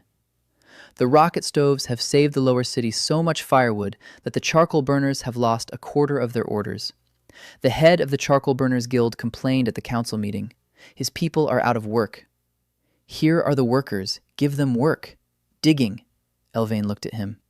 Something flashed across her face. Not a smile, a shadow of surprise. She said, You're suggesting we hire those who hate you, Daniel said. They hate me because they're afraid of being out of work. Give them work and the hatred will go away. Not right away, but it will go away. Elvane was silent for a minute. Then she said she would convene a small council. Without Velkar, just her. The captain of the guard, the head of the masons, the commander of the hunters, and Daniel. Daniel said that Velkar would find out. Elvane said that Velkar always finds out, but by the time he does, the decision will already have been made. The council met that same evening, 4 of them. The captain of the guard turned out to be a woman. Daniel didn't know that. He hadn't seen her at the last council meeting because he hadn't been allowed in. Tall, muscular, short, light hair, a scar across her left eyebrow. Kaylin, 28 years old, the daughter of the previous captain, killed 10 years ago in a skirmish with the eyeless. She looked at Daniel with an appraising gaze, as if he were a potential threat or a resource. The head of the stonemasons, an old man named Torvin, crooked fingers from half a century of working with stone, intelligent eyes. The commander of the hunters, Bran, wiry, weather-beaten, with frost-bitten ears. His left ear is cut off halfway. Daniel laid out the plan. He spoke briefly. Numbers, volumes, deadlines, materials. Torvin listened and nodded. Then he said that the soil beneath Corvain was soft, clay with layers of sandstone. You can dig, you can build vaults, but you need supports, wooden ones. There won't be enough stone. Daniel said that wood could be taken from the above-ground houses that would be vacated as people moved underground. Torvin thought about it. He nodded. He said it made sense. Kaylin spoke little. She asked one thing. If people went underground, who would defend the walls? Daniel said the walls had to stay. A garrison above, the population below. Vertical shafts for a quick ascent in case of alarm. Plus underground fortifications. Tunnels that could be on to the attackers' heads. Corridors that could be blocked. Traps. Kaylin listened. Something had changed in her gaze. She no longer looked at Daniel as a threat, but as something new, something incomprehensible, but useful. She asked if he could draw a defensive diagram of the underground city. Daniel said he could, but he needed to see the current defense system, walls, towers, the guard posts. Kaylin said that prisoners weren't shown the fortress's defenses. Daniel said he wasn't a prisoner. He was an engineer. Silence. Elvain said quietly, "He isn't a prisoner." Kaylin looked at the princess, then at Daniel. She nodded. She said she would show him the walls tomorrow morning. Bran, the commander of the hunters, spoke last. He said that the last 2 hunts had yielded 3 deer for 60 men, that the game had gone south, that there would be no meat by spring, that if the stranger could really grow food underground, Bran would give him his men. 10 hunters, healthy, strong, accustomed to hard labor. Let them dig. Better to dig and eat onions than to hunt and return empty-handed. The decision was made. 50 workers, 20 coal miners, 10 hunters, 20 volunteers from the lower city. Work begins the day after tomorrow. Project coordinator, Daniel. Council supervisor, Elvain herself. When everyone had left, Elvain detained Daniel. The 2 of them stood in the small hall. The hearth hummed quietly. Elvain walked over to the drawing on the wall, a cross-section of a 3-level city. She ran her finger along the lines. Then she asked quietly, "Do you really believe this is possible?" Daniel approached. He stood beside her. He said, "In the world I came from, there is a city, underground, in a country called Finland. It's cold there, not like here, but cold. People have built parks underground, swimming pools, churches, stores, roads, a whole world. And it's not a miracle. It's engineering, stone, labor, time. I don't promise it'll work the first time, but I promise I'll try." Elvain looked at the drawing. Then she said, "I've been ruling since I was 17. Every year is worse than the last. Every winter, more people die. Every spring, rations are smaller. I'm holding the fortress together with my hands and teeth, but it's crumbling, like sand between my fingers. I can't stop it, only slow it down. For 9 years, I've only been slowing it down." She paused. Then she said, "And you come and draw a city on the wall, and I believe you. And that scares me more than Velkar, because if you're wrong, I won't survive it. Not physically, inside." Daniel stood beside her. He was silent. Then he said, "You weren't wrong to let me in. You didn't let in hope. You let in a method. Hope can deceive. A method cannot. If you calculate correctly, The stone will fall correctly. This isn't faith, it's physics. Elvain turned to him. Their faces were close. She said, "Show me. Prove it." He nodded. He went out. It was 41 below outside. Kale was waiting at the gate. He saw Daniel's face and asked, "Well," Daniel said, 50 men, the day after tomorrow. We dig." Kale exhaled. Then he said, "I want to come too." Daniel said he needed Kale not as a digger, as a liaison, as a go-between for him and the guards, as his eyes and ears in the upper city. Kale grimaced. He said he preferred a shovel. Daniel said he'd have 50 shovels, and Kale was just one. Kale paused. Then he nodded. The next morning, Kalen came for him personally, fully equipped, fur jacket, leather breastplate, a sword at her belt, short, broad. The blade was notched from frequent use. She wasn't a ceremonial captain, she was a combat captain. They walked the walls for 3 hours, 12 meters high, 4 meters thick at the base, tapered to 2 meters at the top. 4 towers at the corners, 1 gate, the southern one. The northern wall was blind. It abutted a rocky outcrop. The eastern and western walls were standard, with battlements, with walkways. A guard of 24 men, 3 shifts of 8.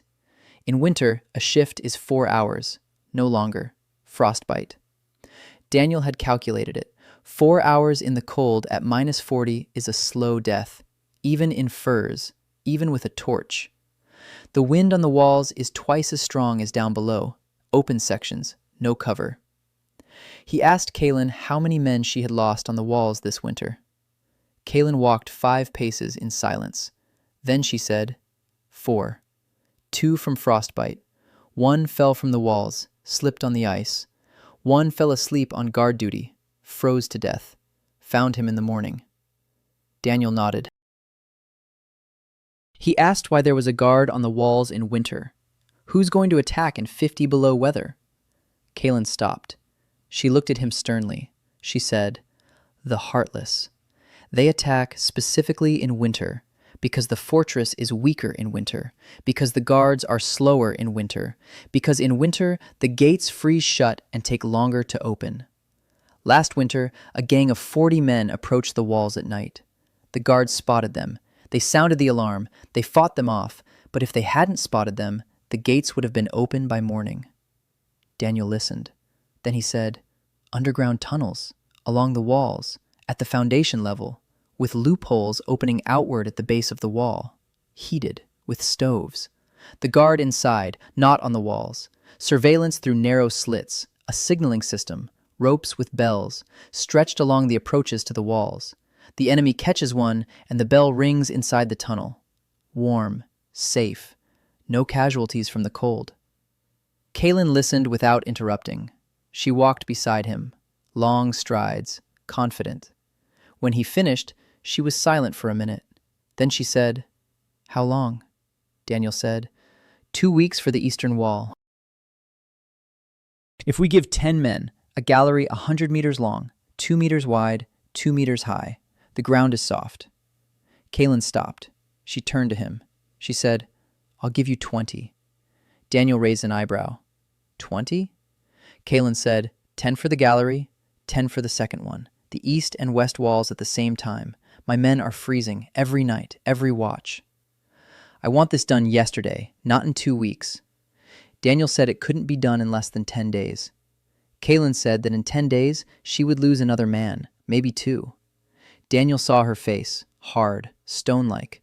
But in her eyes was a pain she didn't show to anyone. Names. She remembered the names of everyone she had lost, every single one. He said, 7 days. If you provide people who know how to dig. Kalen held out her hand, a rough palm, calluses, short nails. He shook it. The handshake was firm, honest. From that moment on, Kalen was on his side. Not as a supporter. Daniel said he wouldn't kill. Mira said he was stubborn as a rock. Daniel said a rock isn't stubborn. A rock just lies where it's placed. Mira said, "That's where you'll lie too if you don't get some sleep." On the sixth day, he really did collapse. Right on the construction site, he was standing, explaining to the mason how to set the arch support, and his legs buckled. His vision went dark. He sat down on the floor. Then he lay down. Everyone around him started bustling about. Someone ran to get Mira. She came 10 minutes later, angry, silent. She lifted him up, carried him into the house, laid him on the couch, brought him soup, mushroom soup, with onions. She stood over him until he'd eaten it all. Then she said he wouldn't be getting up until morning. Daniel started to protest. Mira said one word, "No," in a tone that made Daniel fall silent. She sat down beside him, said the construction site could wait one night without him, that Dagger knew what to do, that Torvin knew what to do, that she knew what to do, that Daniel wasn't the only person in Corvain with a brain, just the first one to start using it. Daniel lay there, staring at the ceiling. She was right. He'd been doing everything himself, checking every joint, every arch, every seam. Not because the others couldn't, because he was afraid they'd make a mistake, that the vault would collapse, that people would die, and it would be his fault. Mira seemed to have heard his thoughts. She said, "If you die from exhaustion, the vault will collapse too, because without you, we don't know what to build next. We need you alive, not a hero, alive." He closed his eyes. She's right. He needed to delegate. He needed to teach. He needed to trust. Tomorrow he would appoint the leaders. Dagger for the furnaces, Torvin for the vaults, Mira for the greenhouses, Kale for communications. He would keep design and oversight for himself. Not every seam, every stage. He fell asleep. Mira sat beside him for another hour. Then she stood up. She draped a fur over him and left, closing the door quietly. The galleries along the walls were ready on the 9th day, not on the 7th as Daniel had promised. The soil on the west side turned out to have a layer of frozen gravel. The diggers broke 3 shovels. They had to go around it. But by the 9th day, both galleries had been dug out, lined with stone, reinforced with wooden beams. In each stood a rocket stove, small, compact. There was no bench. Instead, a horizontal channel ran along the entire length of the tunnel beneath a stone bench. 100 meters of warm bench. The sentries could sit in the warmth and watch through narrow loopholes at the base of the wall. The view was worse than from above, but sufficient. The approaches to the wall were visible for 200 meters.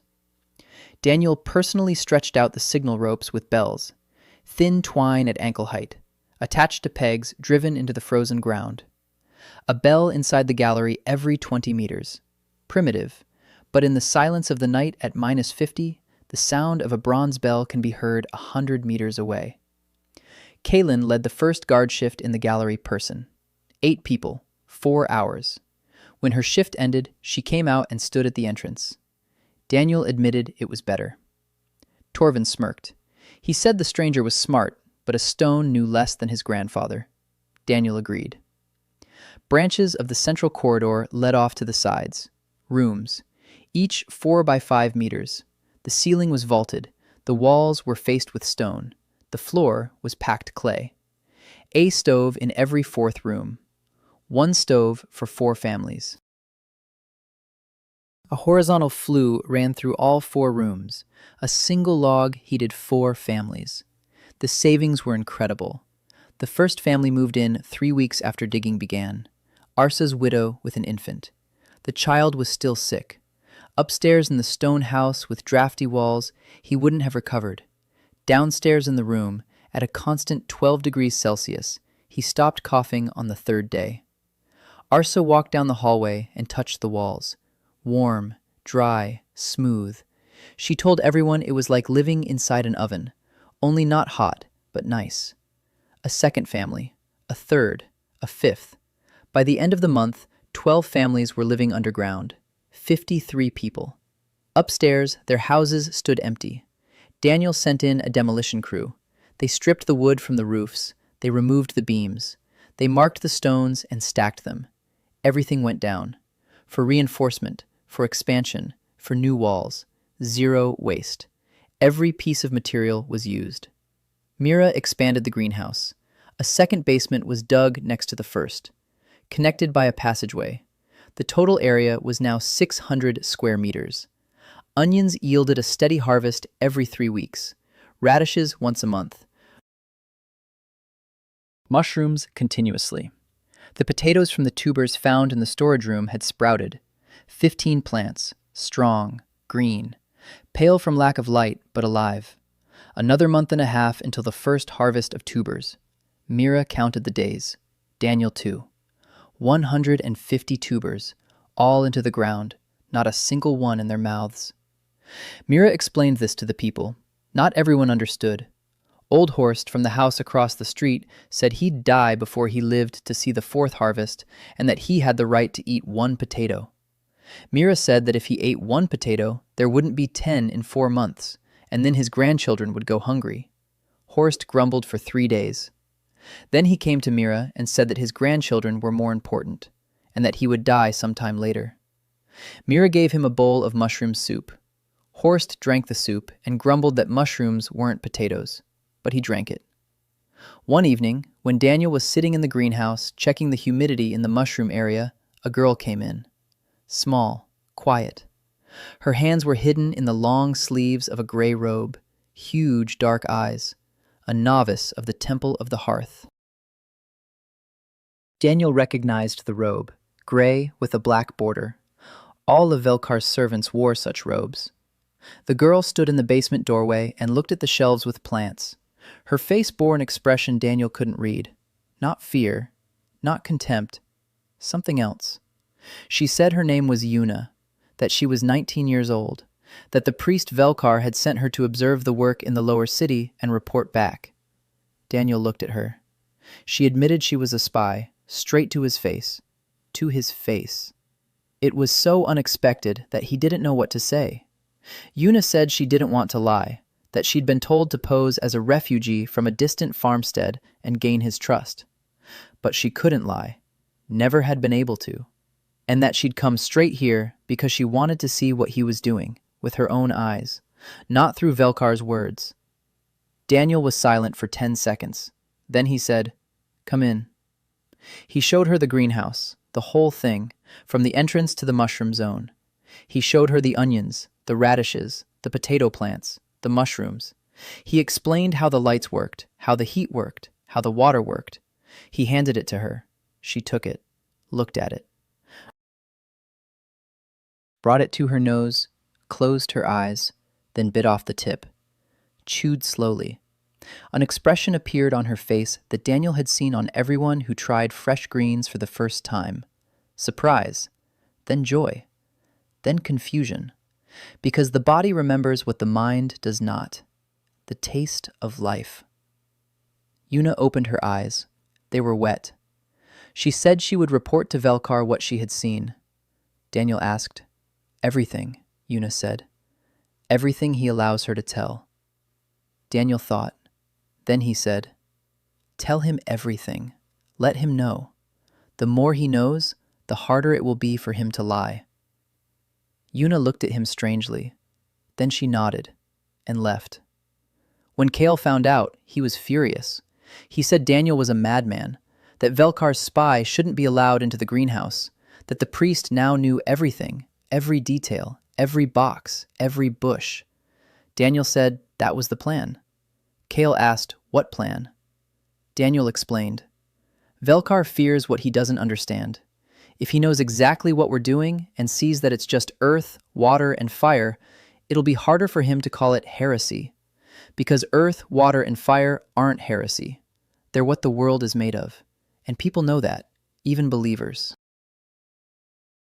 Kale said that Daniel didn't understand Velkar, that a priest isn't afraid, a priest believes, and faith is stronger than knowledge. Daniel said nothing. Kale was right. Faith is stronger than knowledge. For one person, but not for 100, not for 1,000. When 100 people eat fresh onions and sleep in the warmth, they believe their eyes, not the priest. Faith is stronger than knowledge, but experience is stronger than faith. Yuna returned 2 days later. She brought a scroll, an old one, made of parchment, with text in an ancient language. She said she found it in the temple archives, that it was a record of the construction of the first hearthstones, that she was the only one in the fortress who could read ancient texts, that Velkar couldn't read. He memorizes prayers by heart but doesn't understand the words. Daniel unrolled the scroll. The text was incomprehensible, but among the text were drawings, diagrams. He recognized one, a reactor, the same one as on the plates from the vault. Yuna said there were more scrolls in the temple archives, dozens, maybe hundreds. No one had read them. Velkar forbids it. He says sacred texts are not for mortal eyes. But Yuna had read them, secretly, at night, for many years. Ever since she was 12 and first snuck into the archives while the high priest was asleep.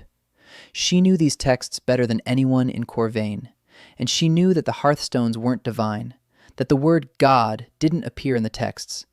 There was the word master. There was the word project.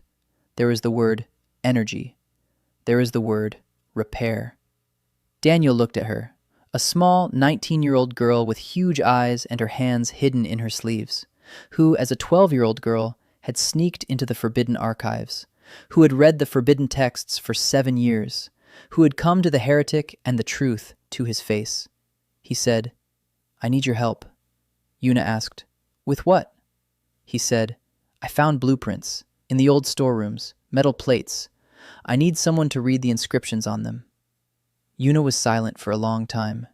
Then she said, "If Velkar finds out, he'll kill her. Not metaphorically, literally. Apostasy is punishable by death."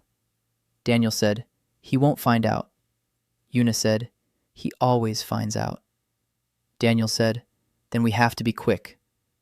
Yuna looked at him, at the greenhouse, at the green sprouts in the boxes, at the warm walls, at the light from the lamp. Then she said, "Tomorrow night, show me the plates." Daniel nodded. She left. Mira, who had heard the end of the conversation from the mushroom zone, came out and stood beside him. She said, "The girl will fall in love with you." Daniel said that wasn't the point. Mira said that was always the point. Then she paused. Then she said more quietly, "And she's not the only one." Daniel turned toward her. Mira was looking at him, straight on, without embarrassment, with the same expression he'd seen when she first placed her palms on the hot stove grate. Not surprise, recognition, as if she'd always known this would happen. She was just waiting. Daniel opened his mouth, closed it. Mira smiled. She said, "Don't say anything." She turned and walked into the mushroom patch. Daniel stood in the greenhouse by the light of an oil lamp, and for the first time in all his time in this world, he didn't know what to do. He knew about the stoves, he knew about the tunnels, he knew about the potatoes, but with a woman who looked at him as if he were the only source of warmth in the world, he knew nothing. Engineering didn't help. There were no formulas for this. Yuna went down to the old storerooms at night. Daniel waited at the entrance with a candle. She crawled through the narrow passage and froze when she saw the hall. Rows of stone boxes stretched into the darkness. Yuna whispered that it looked like an ancestral crypt. Daniel said it wasn't a crypt. It's a library. They walked to the farthest chest. Daniel took out the plates. He laid them out on the stone lid of the adjacent box. 18 of them. Yuna leaned in. She held the candle close. She ran her finger along the engraved lines and symbols. She was silent for a long time, a very long time. Then she began to speak, quietly, slowly, translating word by word. The first plate, project name, Autonomous Thermal Source, Series 4, Model for Enclosed Settlements, designed to heat an area of up to 2,000 square meters for 300 years. Daniel listened. 300 years. 200 for Corvain. That meant the Ochagams had 100 left. Not 20, as he'd thought. 100. That was good news. The second plate. Operating Principle. Yuna read with difficulty. Many of the terms were unfamiliar to her. But Daniel understood the gist from the diagrams. Thermocouple. Heat transfer circuit. Outer shell. protective casing.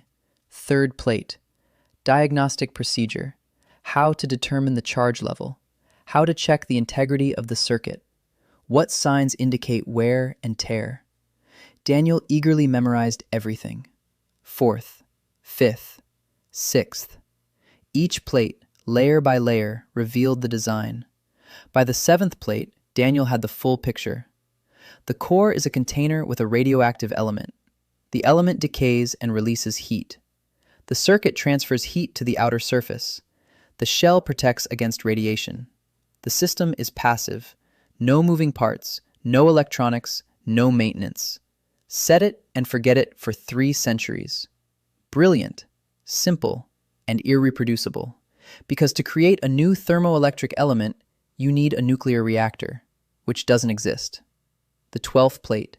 Yuna read and paused. She looked up. She looked at Daniel. Her eyes were huge in the candlelight.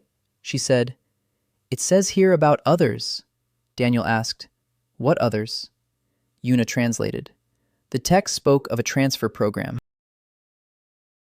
about how, in the event of critical civilizational collapse, the system automatically activates the summoning protocol. The protocol scans other realities in search of a life support system specialist. It finds a suitable candidate at the moment of their death, transports them, implants a language module. Daniel stood motionless. A language module. That's why he began to understand the local language after a day. Not magic, not a miracle, technology. Embedded in his brain at the moment of transfer. A program, like a firmware update. Yuna continued. The text said that the protocol had been activated 3 times in all of history. The first time, 50 years after the catastrophe. The second, after 150. The third time was not specified. Daniel said, "The third time was me." Yuna nodded. Then she read the last paragraph on the tablet. The summoning protocol is linked to the fortress's main hearth, a closed loop. Or a staircase, a long one. Years, maybe decades. He sat down on the stone floor. Yuna sat down next to him. They were silent. Then Yuna asked quietly, "You want to go back?" Daniel thought for a minute. Then he said, "I want this to become a place from which there's no need to run." Yuna looked at him. Then she lowered her eyes. Then she said very quietly, "I've never had a place like that." Daniel looked at her. Small, slender, hands in sleeves, given to the temple at 6 years old, raised in fear and obedience, never knowing warmth, not physical, not human. He reached into his pocket, pulled out a small clay pot. He'd made it that morning from leftover clay in the workshop. A bulb sat in the pot, sprouted, with 2 green shoots. He held out the pot to Yuna. He said, "This is yours, not the temple's, not mine, yours. Water it however you like." Yuna took the pot, held it with both hands, looked at the 2 green shoots. Then she pressed the pot to her chest. She said nothing. They went upstairs in silence.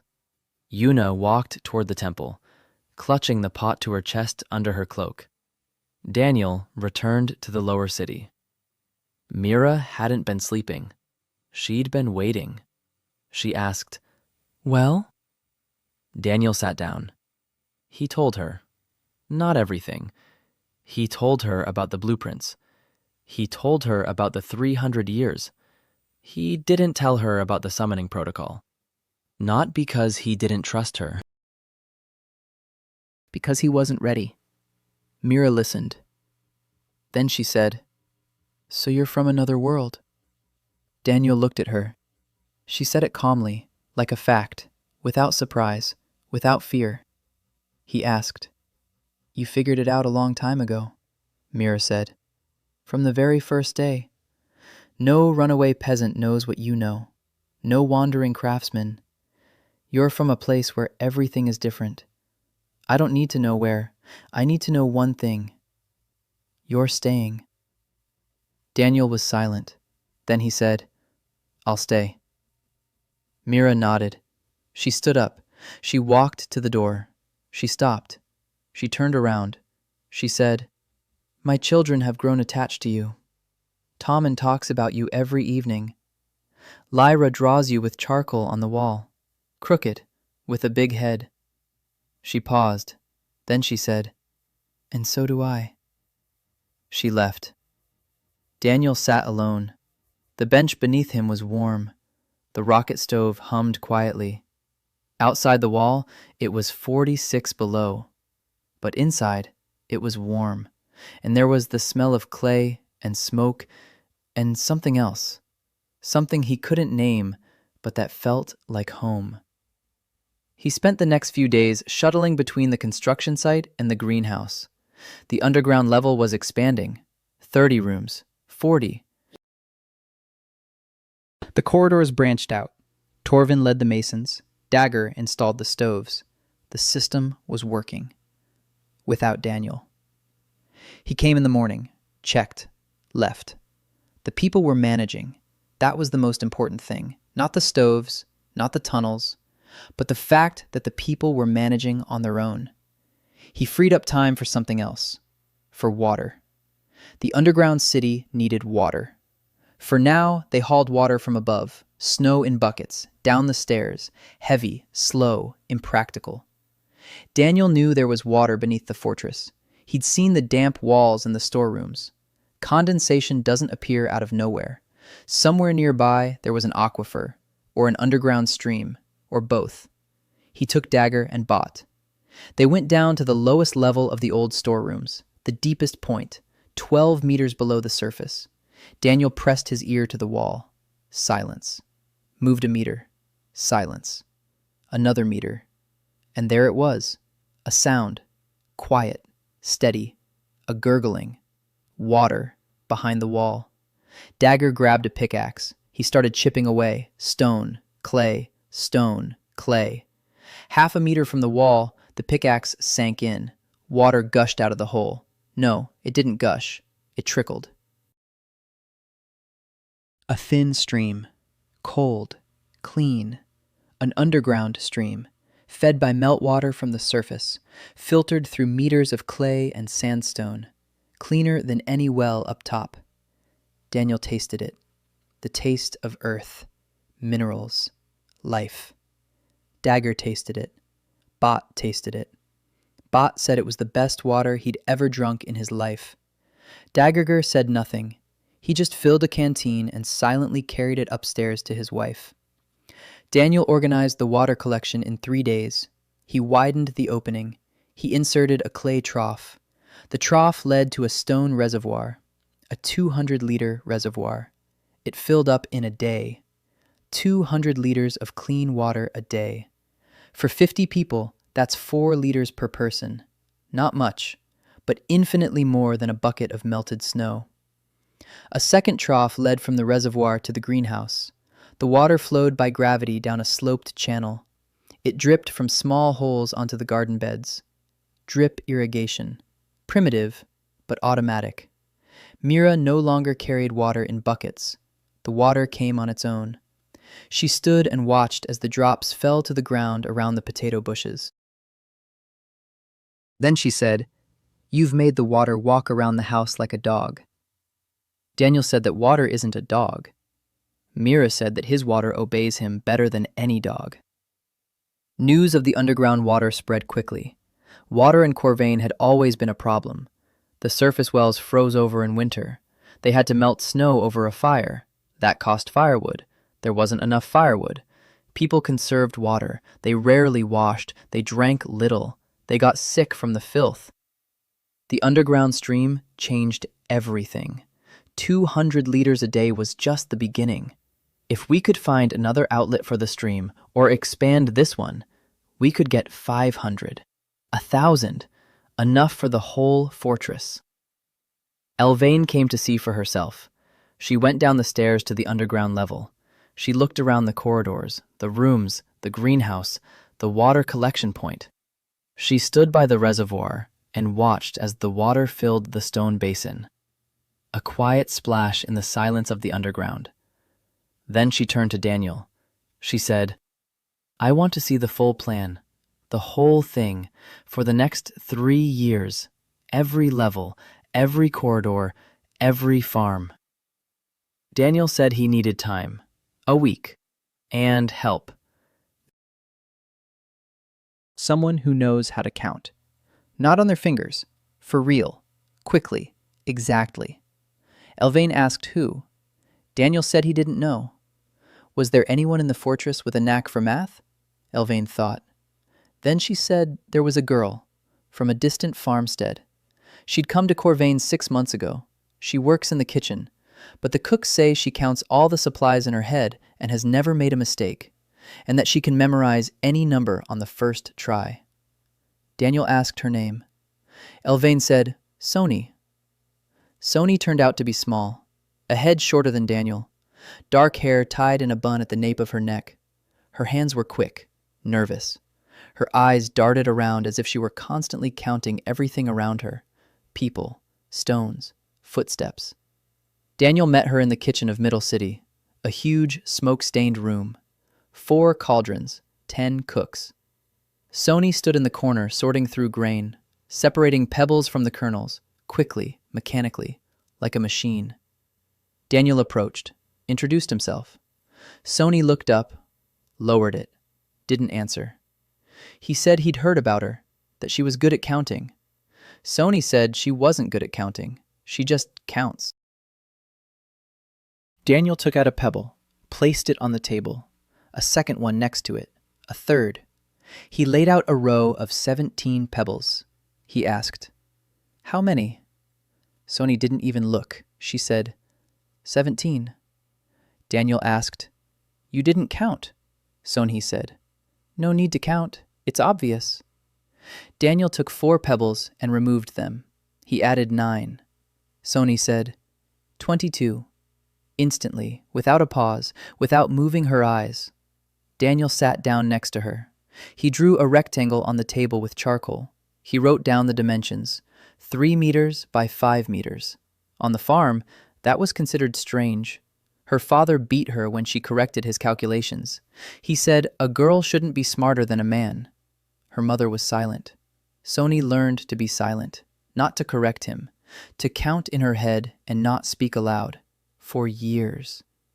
Daniel listened. Then he said, I need your brain. I'm building a city, an underground one, 3 levels. I need someone to calculate the volumes, loads, material consumption, areas, number of people per room, liters of water per garden bed, tons of stone per arch. I have no paper, no calculator, no computer. I need a person who can calculate faster than I can think. Sony looked at him. She was silent for a long time.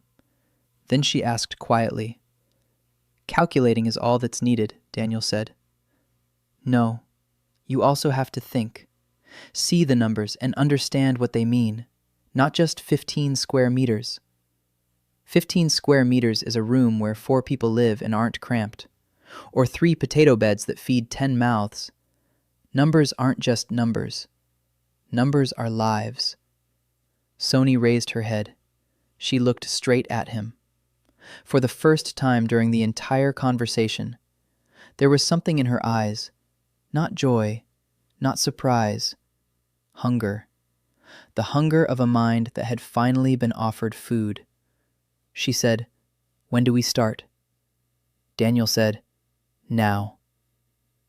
They worked for a week, every day, from morning until night. Daniel drew, Sony calculated. He sketched a corridor. She instantly calculated the volume of soil that needed to be removed, the number of stones for the facing, the number of beams for the arch. He sketched a room. She said how many people it would hold, how much air per hour they would need, what diameter ventilation shaft would provide that volume. He didn't teach her the formulas. He explained the principles. Once. Air moves from warm to cold. The speed depends on the temperature difference and the duct cross-section. Here's a rough formula. Sony listened, nodded, and then calculated on her own, without the formula, intuitively. The results matched his calculations with a margin of error of 2 or 3%. Sometimes she was more accurate. On the third day, Daniel gave her a blueprint for a new ventilation unit, a complex one. 3 inlet ducts, 2 outlet ducts, different cross-sections, different temperatures. We need to calculate the optimal diameters for each duct to ensure an even flow across all 3 levels simultaneously, he said. You do the math. You'll do it better than I can. Sony took the blueprint, held it in her hands, looked at the lines and numbers. Then she raised her head. Her eyes were wet. Her mouth was tight. She couldn't speak. For about 10 minutes. Daniel didn't rush her. He waited. Then she wiped her eyes with her sleeve. She said, "No one ever." And she fell silent. She couldn't finish. Daniel understood. No one had ever told her she could do something better. No one had ever given her a task that was worthy of her intellect. No one had ever looked at her and seen a gift rather than a quirk. She calculated all day. By evening, she brought the results. 3 channels, diameters, angles of inclination, distances between them. Daniel checked. Correct. Not approximate, exact. He looked at her and said, "You will be Corvain's chief engineer." Sony laughed, nervously, briefly. She said she was a kitchen worker. Daniel said that Dagger was an unemployed coal miner. Mira was a widow with no future. Kale was a lowly guard. People are not equal to their past. People are equal in what they can do. Sony was silent. Then she took the blueprint and left. Daniel saw how she pressed it to her chest, just as Yuna had pressed the pot of onions. The plan of the underground city was ready by the end of the week, complete, on 3 parchment skins, 3 levels. First, residential, 120 rooms, corridors, common halls, kitchens, baths, water supply from an underground stream, ventilation through 12 vertical shafts, rocket stoves, 1 per 4 rooms, population of 2,000 people. Second, agricultural, greenhouses covering 4,000 square meters, mushroom farms covering 2,000. Water collection, composting chambers, seed storage. Production sufficient to fully provide 2,000 people with greens and mushrooms and partially provide them with potatoes. Third, technical. Workshops. A blacksmith shop powered by underground coal. A pottery workshop. A carpentry shop. A weaving workshop. Warehouses. A water mill on an underground stream. Yes, a mill. If we widen the stream bed and create a 1.5 meter drop in elevation, the water wheel will generate mechanical energy. Not electrical, mechanical. Enough to grind grain, to power the blacksmith's bellows, to lift loads. Sony calculated the wheel's power, water flow, diameter, blade width, everything. Daniel showed Elvain the plan. She looked at the 3 parchments spread out on the table, silently, for a long time. Then she raised her head. She said, "This is a city," Daniel said. "Yes, it's a city," Elvain said. "How many years?" Daniel said. "The first level, 6 months with 100 workers. The second level, a year. The third, 2 years. A complete city in 3 years. 3,000 people underground, self-sufficient, with food, with water, with heat, with workshops, with protection." Elvain asked. "And the other 5,000? Daniel said. "Expansion, the 4th level, the 5th, or a second city nearby, connected by a tunnel. There's no limit, only time and hands." Elvain stood up. She walked over to the wall where his first drawing hung, a cross-section of a 3-level city. Now there were 3 parchments next to it, detailed, precise, with Sony's figures and Daniel's blueprints. She said, "I'm calling a grand council, a full one, with all the elders, with Velkar." Daniel tensed. Elvain said, "No, not for a trial, for an announcement. Velkar can say whatever he wants, but when the council sees this plan, they'll understand that this isn't about heresy, it's about survival, and survival is more important than any heresy." Daniel said that Velkar didn't see it that way. Elvain said, "Velkar believes that death from the cold is a reunion with our ancestors. He's entitled to that belief." But he is alone, and there are 8,000 of us, and we want to live. She turned to Daniel. She said quietly, I want to live, for the first time in 9 years. Daniel stood there. He looked at her pale, weary face, at her gray eyes in which, for the first time since they'd known each other, there was something other than weariness and duty. A hope. Small, but real. He said, You will. The council convened 3 days later. Daniel was present, for the first time, not as the accused, as the speaker. He stood before 12 elders and laid out the parchments. Sony stood beside him. She called out numbers, volumes, areas, deadlines. Her voice trembled for the first 30 seconds. Then it steadied. Then it grew firm, confident. She spoke in numbers, and the numbers were irrefutable. Velkar sat in the corner, listening, his face impassive, his eyes did not blink. When Daniel finished, the priest spoke, quietly, evenly. He said that the stranger was suggesting people go underground, bury themselves like moles, turn away from the sky, from their ancestors, from the hearth, that this was not salvation, it was being buried alive. Daniel replied. He said that the hearths burned underground. They always have. They were set up in the basements of the fortresses, not on the roofs, not on the towers. The ancestors who created them knew that heat must be stored. And the best place to store it is under stone, underground, where the frost can't reach it. The ancestors built downward. We simply forgot. Silence. Velkar opened his mouth, closed it. Daniel used his own logic. The ancestors. The sacred fires stand in the basements. That is a fact.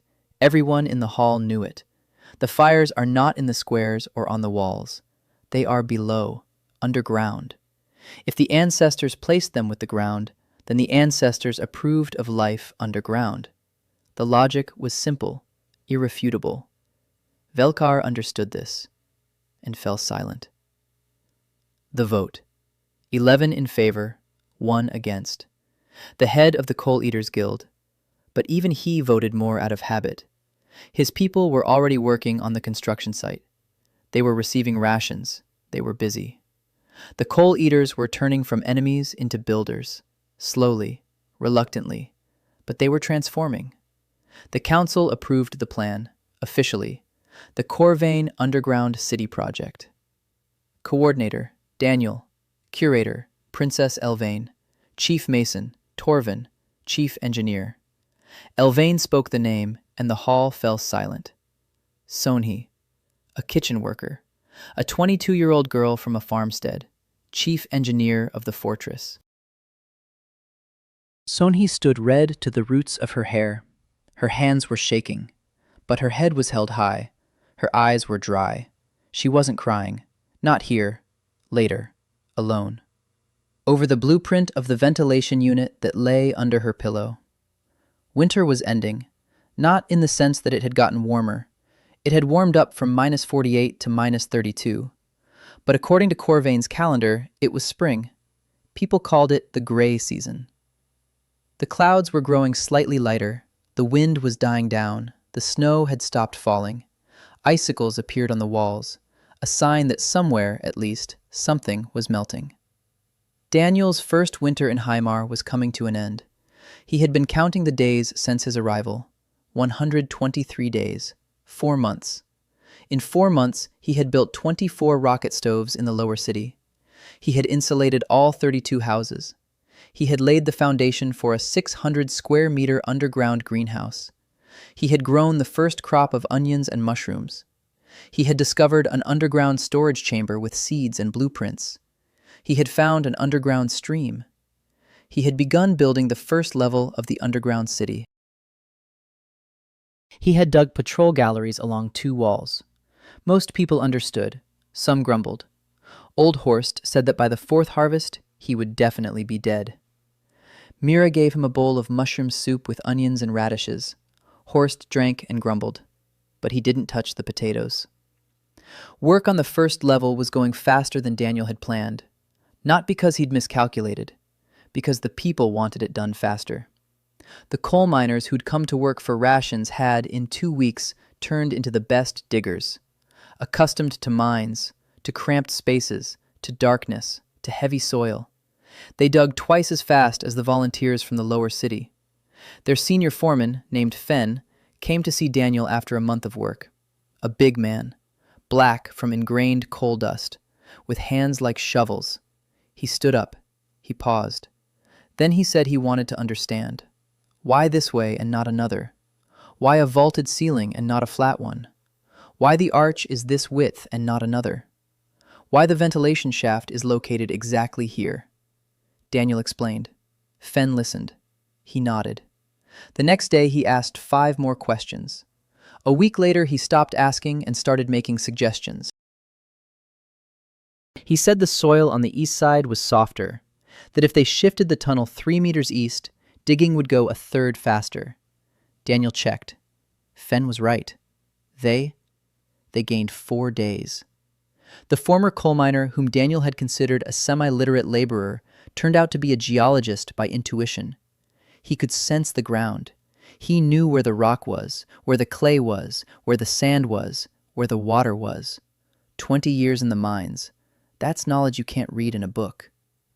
Daniel appointed Fen as foreman. Fen nodded. He said the coal miners would follow him, not Daniel, Fen, because Fen was one of them. Daniel said that was exactly how it should be. The team was growing. The structure was getting more complex. Daniel drew diagrams not only of the tunnels, but also of the organization. Who reported to whom? Who was responsible for what? Torvin was in charge of the arches and masonry.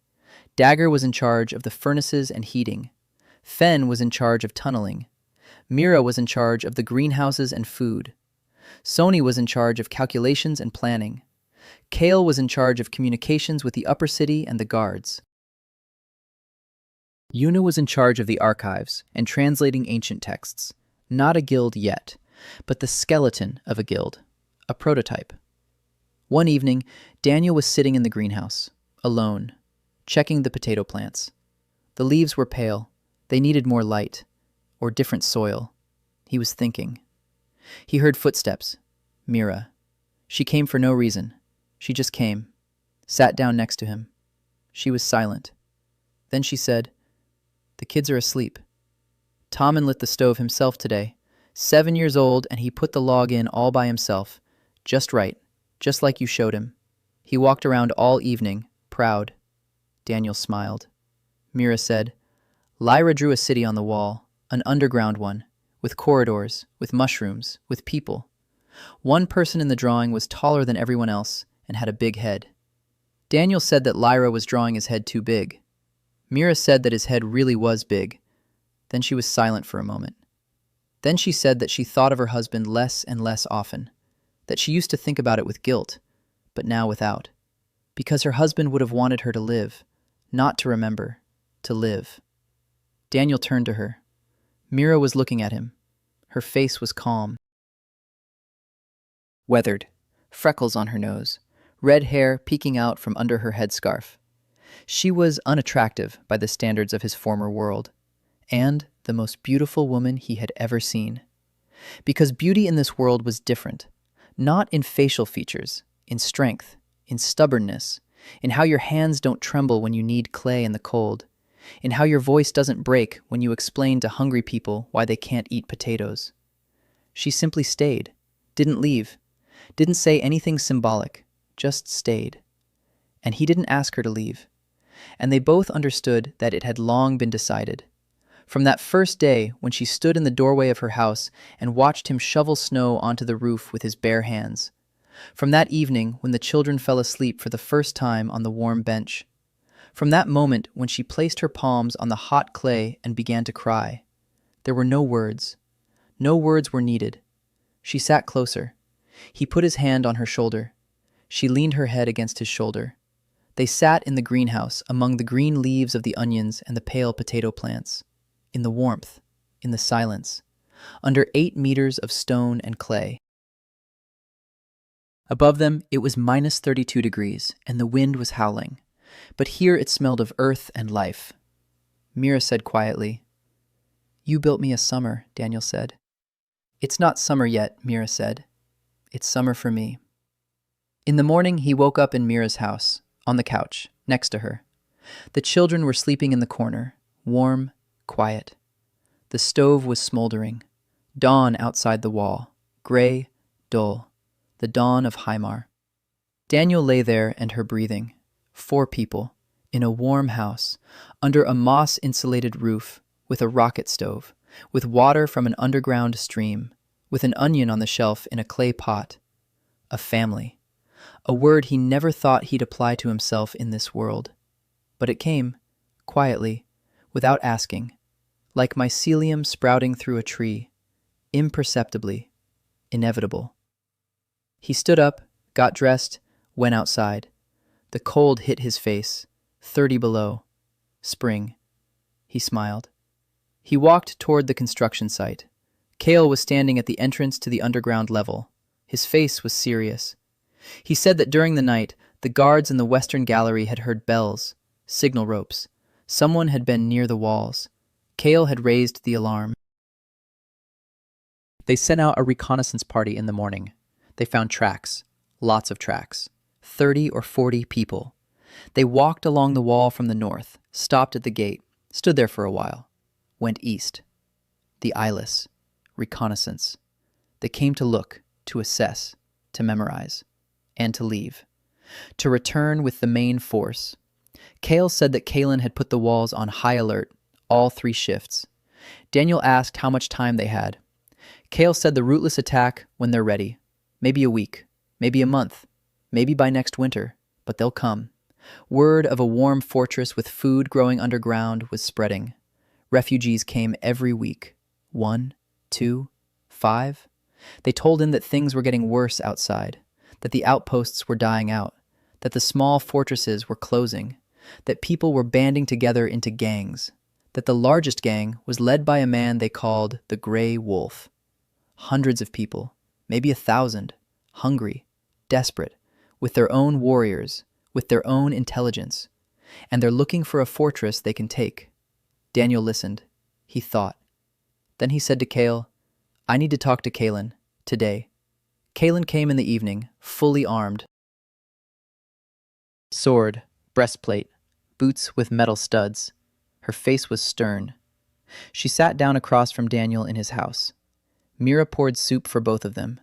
Kalen ate quickly, in silence. Then she set her bowl aside. She said, Speak. Daniel laid out the plan, a diagram of the fortress, walls, towers, the underground level, galleries. He pointed. Here are the weak spots, the gates, the southern ones, the only entrance. If the eyeless come in force, the gates won't hold. Wood, old, rusty hinges. 10 men with a battering ram will knock it down in half an hour. Kalen nodded. She knew. Daniel pointed further. The walls are high, hard to storm, but not impossible. The eyeless live in the cold. They're used to it. They'll come at night, in a storm, when visibility is 0. Ropes with hooks, ladders made of tied-together poles. 50 men on the wall before the guard raises the alarm.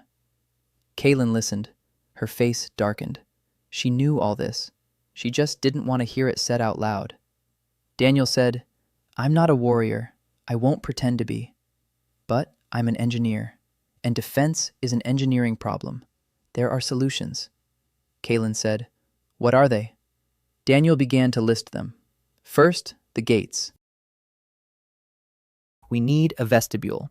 A second row of gates behind the first. A 10-meter corridor between them. If the enemy breaks through the first gates, they'll find themselves in a stone corridor. Loopholes above. Boiling water through the loopholes. Stones. Burning pitch. The enemy won't get past the first gate. Second, the walls. We already have a signaling system. Bells. We need to add lighting. Fat torches on brackets outside the walls, lit from the inside via a rope. At night, pull the rope and the wall is lit up for 50 meters. Third, underground defenses. A tunnel beyond the walls. An exit 100 meters from the fortress, camouflaged. For raids behind the besiegers' lines, or for evacuation. Fourth, traps, false passages, dead ends, pits camouflaged with snow, rope tripwires, not lethal, slowing. Fifth, communication. A system of signal ropes throughout the fortress, from every tower to the command center, from every gallery, from the underground level. The defense commander in one place knows everything that is happening everywhere. Exclusive videos, story continuations, and bonus content are already available on Patreon before YouTube, so check the link in the description for early access to all new recaps and continuations.